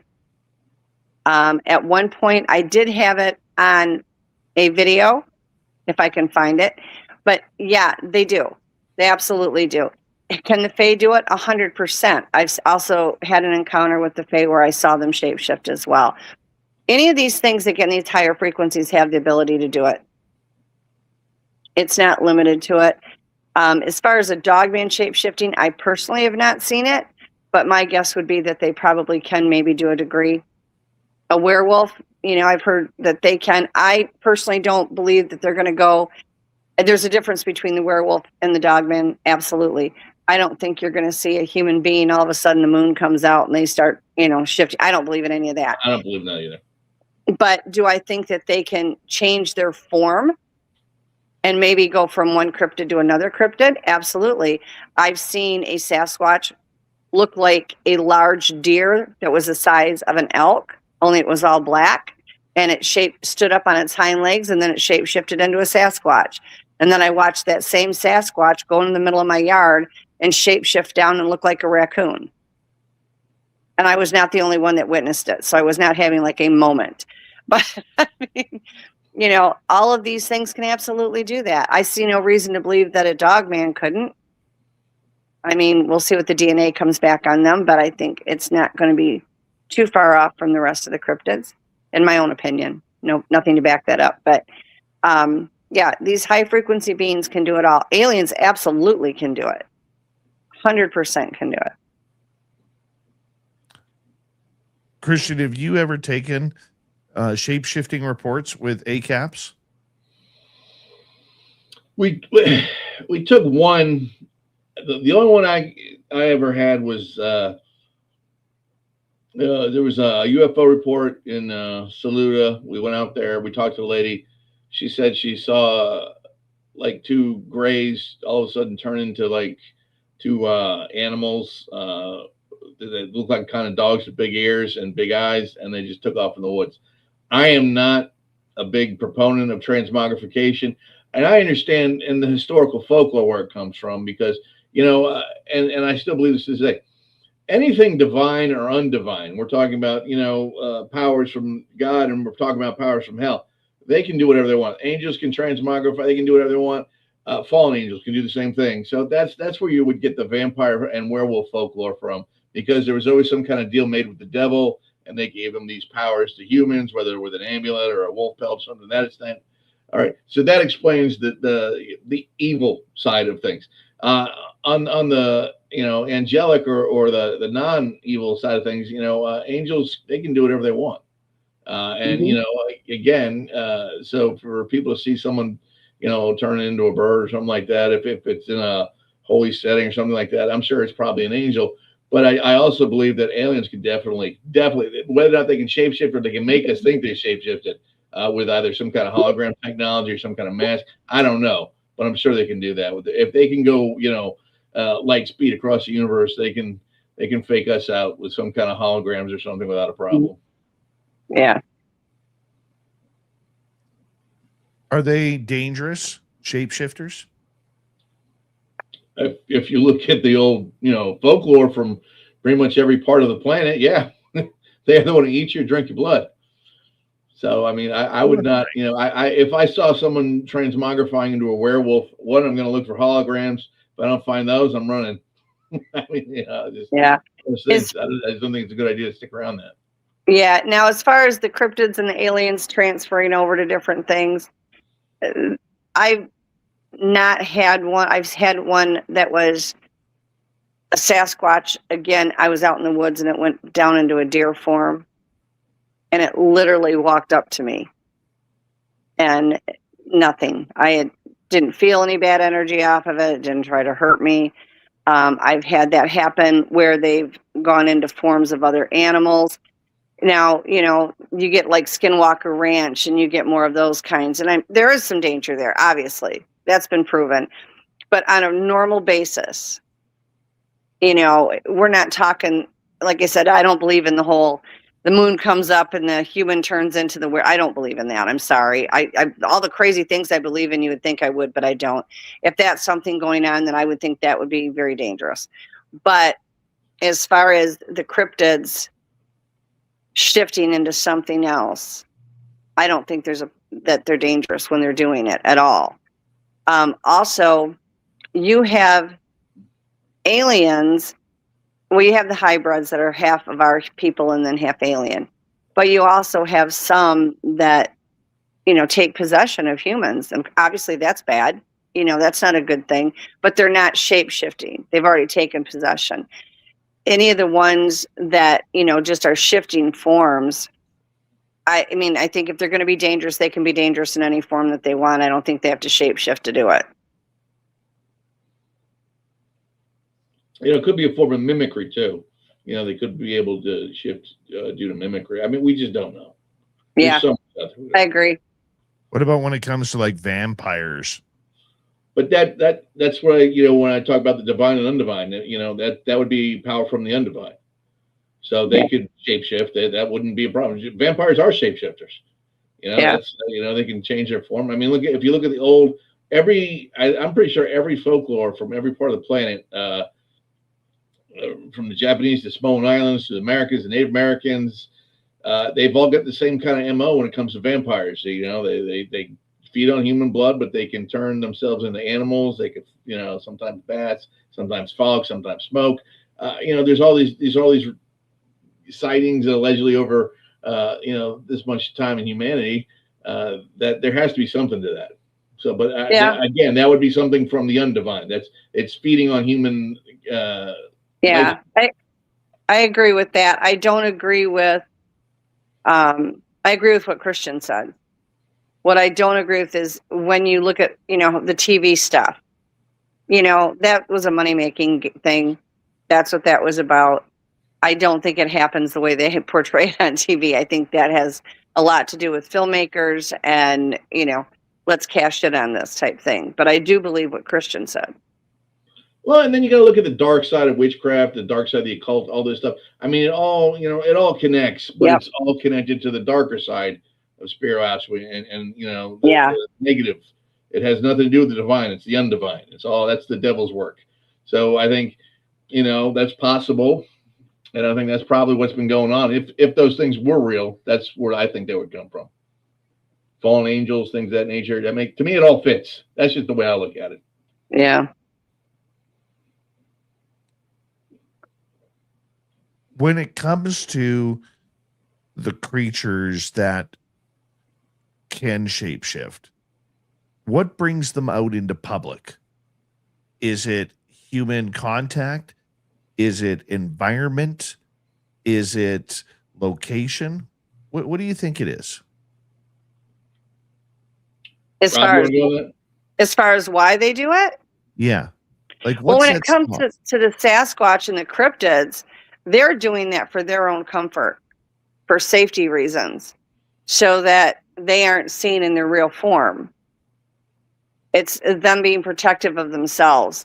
The ones that I've seen do it will do it so they'll take on a regular animal form, because we know they're a human hybrid. They're no more animal than us, but they'll take on a regular animal form if they want to get closer, if they want to see what's going on. Okay, like if you see a deer, you're not going to freak out. If you see a 10-foot tall Sasquatch walking towards you, you're going to get nervous. So if they take on the form of a deer and walk up to you, it keeps you calmer. They can observe you. They can get closer to you. It's like when the one turned in the raccoon. It was out there eating birdseed in my yard.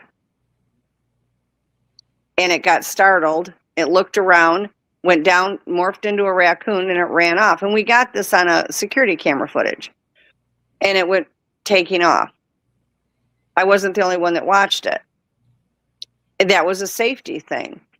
We have cryptids that will use animals like hawks or whatever, and they look through the hawk's eyes so they can see what we're doing. They'll use blue jays. They use all kinds of birds, and they will shapeshift for those reasons. I've not seen any or heard of any that have shapeshifted in an aggressive manner to hurt anybody. It seems to be for closer contact with us. The ETs are a little bit different. I've had some that have come in to do harm, and then when I go to blast them, they, will try to shapeshift into another form, like that's going to get them out of trouble, and it doesn't work. But, normally when they're shapeshifting to look like something harmless, I've not found any that were doing it to harm. Do I think some of them could do it? Absolutely. Okay, do they do it around people, though? Like, would you see that transformation, because many people believe that when they've been around Sasquatch or other cryptids that the creature has changed. It's gone into a different form or just vanished into thin air. Well, the cloaking is they raise their frequency, which raises the vibration, and it bends the light around, and that's how they go where you can't see them. I've had them stand next to me do it. I have multiple people that I know and I trust that have had them do that. I've had them come up cloaked behind me and then put a hand on my shoulder and play with my hair. You know, but that's how they do it because it's a way to protect themselves. They're not seen. You know, it is a protection thing. Can they do that to come up and be harmful? Yeah, if they wanted to, the bad ones could. They've got quite the leg up on us because we can't see them when they're cloaked. You can see that when they shimmer, where, you know, they don't vibrate as quickly and it looks like that gelled water in a glass, you know, like the Predator thing. So yeah, could they hurt you? Yeah. But let's be clear. If these things wanted us dead, we'd all be gone a long time ago. I mean, really, they're not something that people think that, you know, we're so tough and well, I've got a gun, I can take care of it. If you knew the amount of stories I know where the guns have been, a shotgun has been wrapped around someone's neck, a shotgun is not going to do it. Okay. You might get a lucky shot here and there, but it's not as often as you think. And they have quite the leg up on us. They choose not to do it. Clearly there are bad ones. Yes, 100%, but there's more good. And when they're shape-shifting, you know, they can shape-shift into anything. I had one that shape-shifted into a fox and came right up and sat down in front of me and looked at me for I don't know how long before it walked back in the bushes. And then I saw it stand up and it was a red Sasquatch and just walked off. I personally have never been hurt when they shape-shifted. I can't speak for other people, but I've not been hurt. And they've done it and had absolutely complete contact. What do you think, Christian? Well, as far as cryptids go, I don't, I'll defer to Robin on that. I'll give her that. But again, when we're talking about something that's got their power from the undivine, demonic, things like that. Yeah. I think they can I think they shapeshift. I also think they do it for food. I think that's why they come out, because they're feeding on human beings. Even if you take your psychic vampire, and a lot of people think that's ridiculous.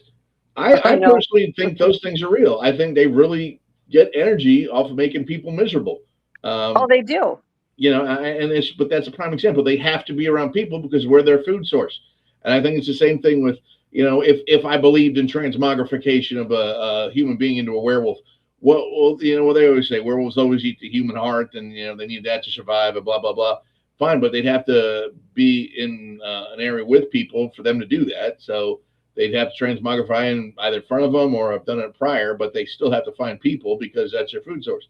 Vampires, we already talked about that. They need human blood to survive, so they have to go out in society. So they have to be able to shapeshift.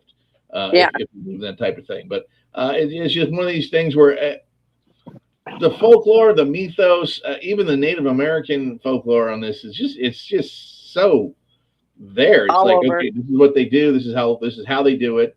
They've been free here forever. So that when you can't explain the beginning of something, but you know what its habits are, you have to kind of give pause and think, well, maybe that it's possible that's real. I have to agree with Christian. And what I also want to say is like what you were saying about they feed on you. They do 100%. Now, I do entity clearings. In fact, it's been a really busy week for entity clearings. And you get these dark entities and they don't just feed on your energy. They do feed on your energy, but it totally weakens your entire body. They come up to you, they come at you in different forms where you think that they're nice and they're not. And if you don't know how to read energy signatures, you're in trouble because you can't tell what's coming. And they do. They feed on your energy until they get you in a weakened state to the point where you can have a health issue. They blow up your world. They cause havoc and chaos and everything in your life because then you drop your frequency. They're a lower level, a low frequency being. When your frequency is down because you're miserable, you're unhappy, you're just sent them to a buffet. And they will continue to feed and feed and feed and feed on that negative energy. And while you're getting weaker and your life is getting blown up, they're getting stronger. Okay, so what Christian said is 100% right on the money. They do it. I fight this stuff all the time. I have clients that get hold of me to help fight this stuff. That's why I do the entity clearings. And that's exactly what they do. I love it. I love it. We got about 2.5 minutes to go before we have to say goodnight.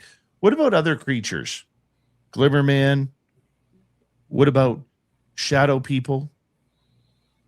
Robin's probably more qualified to talk about shadow people than I am. I've only seen one or two, and I know she's dealt with them for years. So, I've seen several of them. I buried a son because of a shadow person, so I'm very well aware of their capabilities, and they are deadly. Yes. What is their purpose? Destroy. Stop anything that's of the light. Stop anybody that's high frequency, anybody that's pure of heart, and they don't care who it is. And they will not stop. I will tell you that. And they will come at you in ways that you cannot believe. And you will start to think that it is a normal thing, and it's being orchestrated and controlled by them at the whole time. So it's not a frontal attack where when you get attacked by these things, you're like, oh, look it's a shadow person attacking me. Like in my case, the initial attack, yeah, I saw it in shadow form. When it touched me, I was very well aware of it. What happened thereafter that eventually ended up in my situation, in the beginning looked very normal until the paranormal aspects came out over and over and over again. These things do not play with. Okay? People think, oh, look it's just a shadow. These things are evil. Some are demonic in nature, and they will go after anybody that is of the light and is of higher frequency, is a pure heart. Anybody that has abilities, you don't even have to know you have abilities. These things know. And they are very dangerous. Do not ever take it lightly when you're encountering them. Christian? What about you? I agree. Just use your gut instincts, man. You know, God gave you the instinct. It's an inborn instinct. You know, if you think it's bad, stay away from it. Don't be one of these people that there's a lot of people that think, oh, okay, just because everyone says it's bad, it may not be. There's a reason why everyone says it's bad. You know, don't try to be like some buckaroo that's going to go out there and no, I'm going to fix this. This is going to be my friend, because that's what they want. They want that because then you can be taken over. And then it's like Robin said, your life will be destroyed piece by piece. It's not something you want to deal with. Again, I classify them as, that's an undivine being. That is something that's absolutely here that hurts you. 100%. It wants to suck your life. It wants to ruin you. Wants to ruin your it doesn't want to do anything but destroy and spread misery, and then destroy and spread more. That's all it's here for. And the only thing it wants is to kill whatever's pure. That's it. It wants to wipe out. It is. But if you think about that, that's the most ungodly thing you can do. Yeah, I spent 2 weeks in the hospital and almost died. Any happiness, any joy, any love, any of God's mercy, any grace, it wants it gone. Robin Haynes, Crypted Gee, it is always a pleasure to have you on Spaced Out Radio as we say goodnight to these two lovely people. And hello to Mr. Ron Bumblefoot Call. Rocking in the background with Little Brother is watching. Bumblefoot is the official music of Spaced Out Radio, rocking us in and out of every single show. Get your horns up for the guitar god himself. Special thanks to everybody listening in at work, at home, in your cars, wherever you may be. Thank you to everyone in our chat rooms tonight. YouTube, Twitch, LGAP, Facebook, Spreaker, LinkedIn, the Space Travelers Club, and on X at hashtag Spaced Out Radio.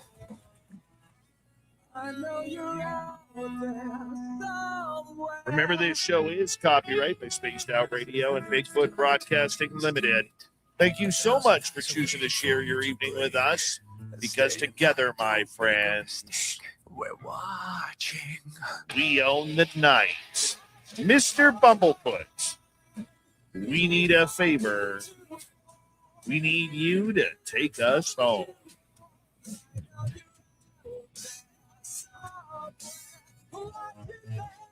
Yes, the Woo Train has docked for the night, but soon, my friends, we shall ride again. Your seats are always available. Your tickets never expire. And if you want to bring a friend we've got room for them too. Good night, everybody.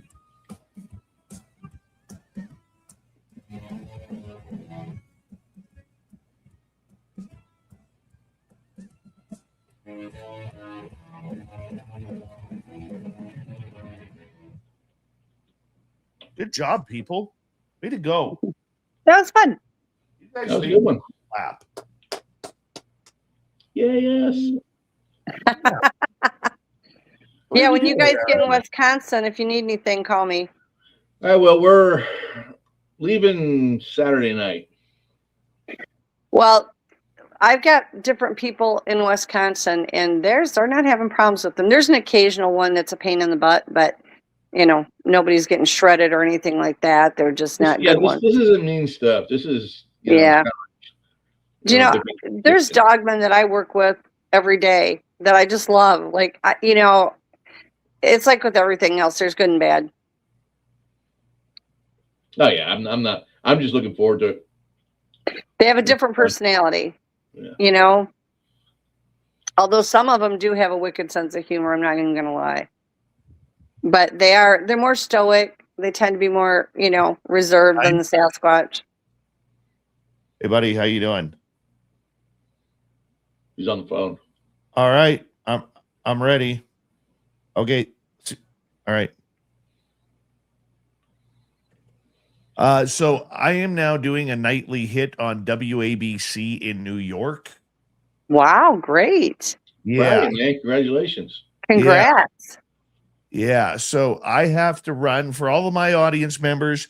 If you head on over to the Red Apple Radio Network, WABCradio.com, you can tune it on in. But I do have to run, guys, because I forgot that this is something new for me, and I got to be on air in a couple of minutes. Okay, well, Hey, everybody man, take care. I'm gonna put it on right now. I want to check it out. All right, I appreciate that. Thank you. You guys have a great night, okay? Okay, take Thank care, you. everybody. All Bye. right, good night. Good night, everybody. Good night. See you soon on Friday. I'll be back on Friday, everybody. And just so you all have a little bit of a flavor there, we'll just give a little Christian McLeod photo before we go. And good night. See you later.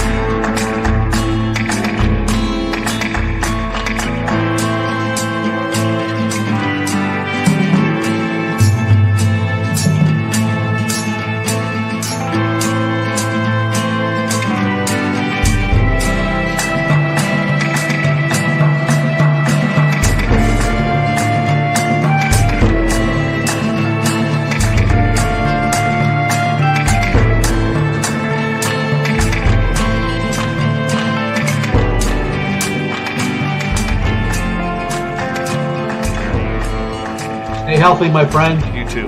You need bail money, give me a call. Always, Dad. Take care. You too.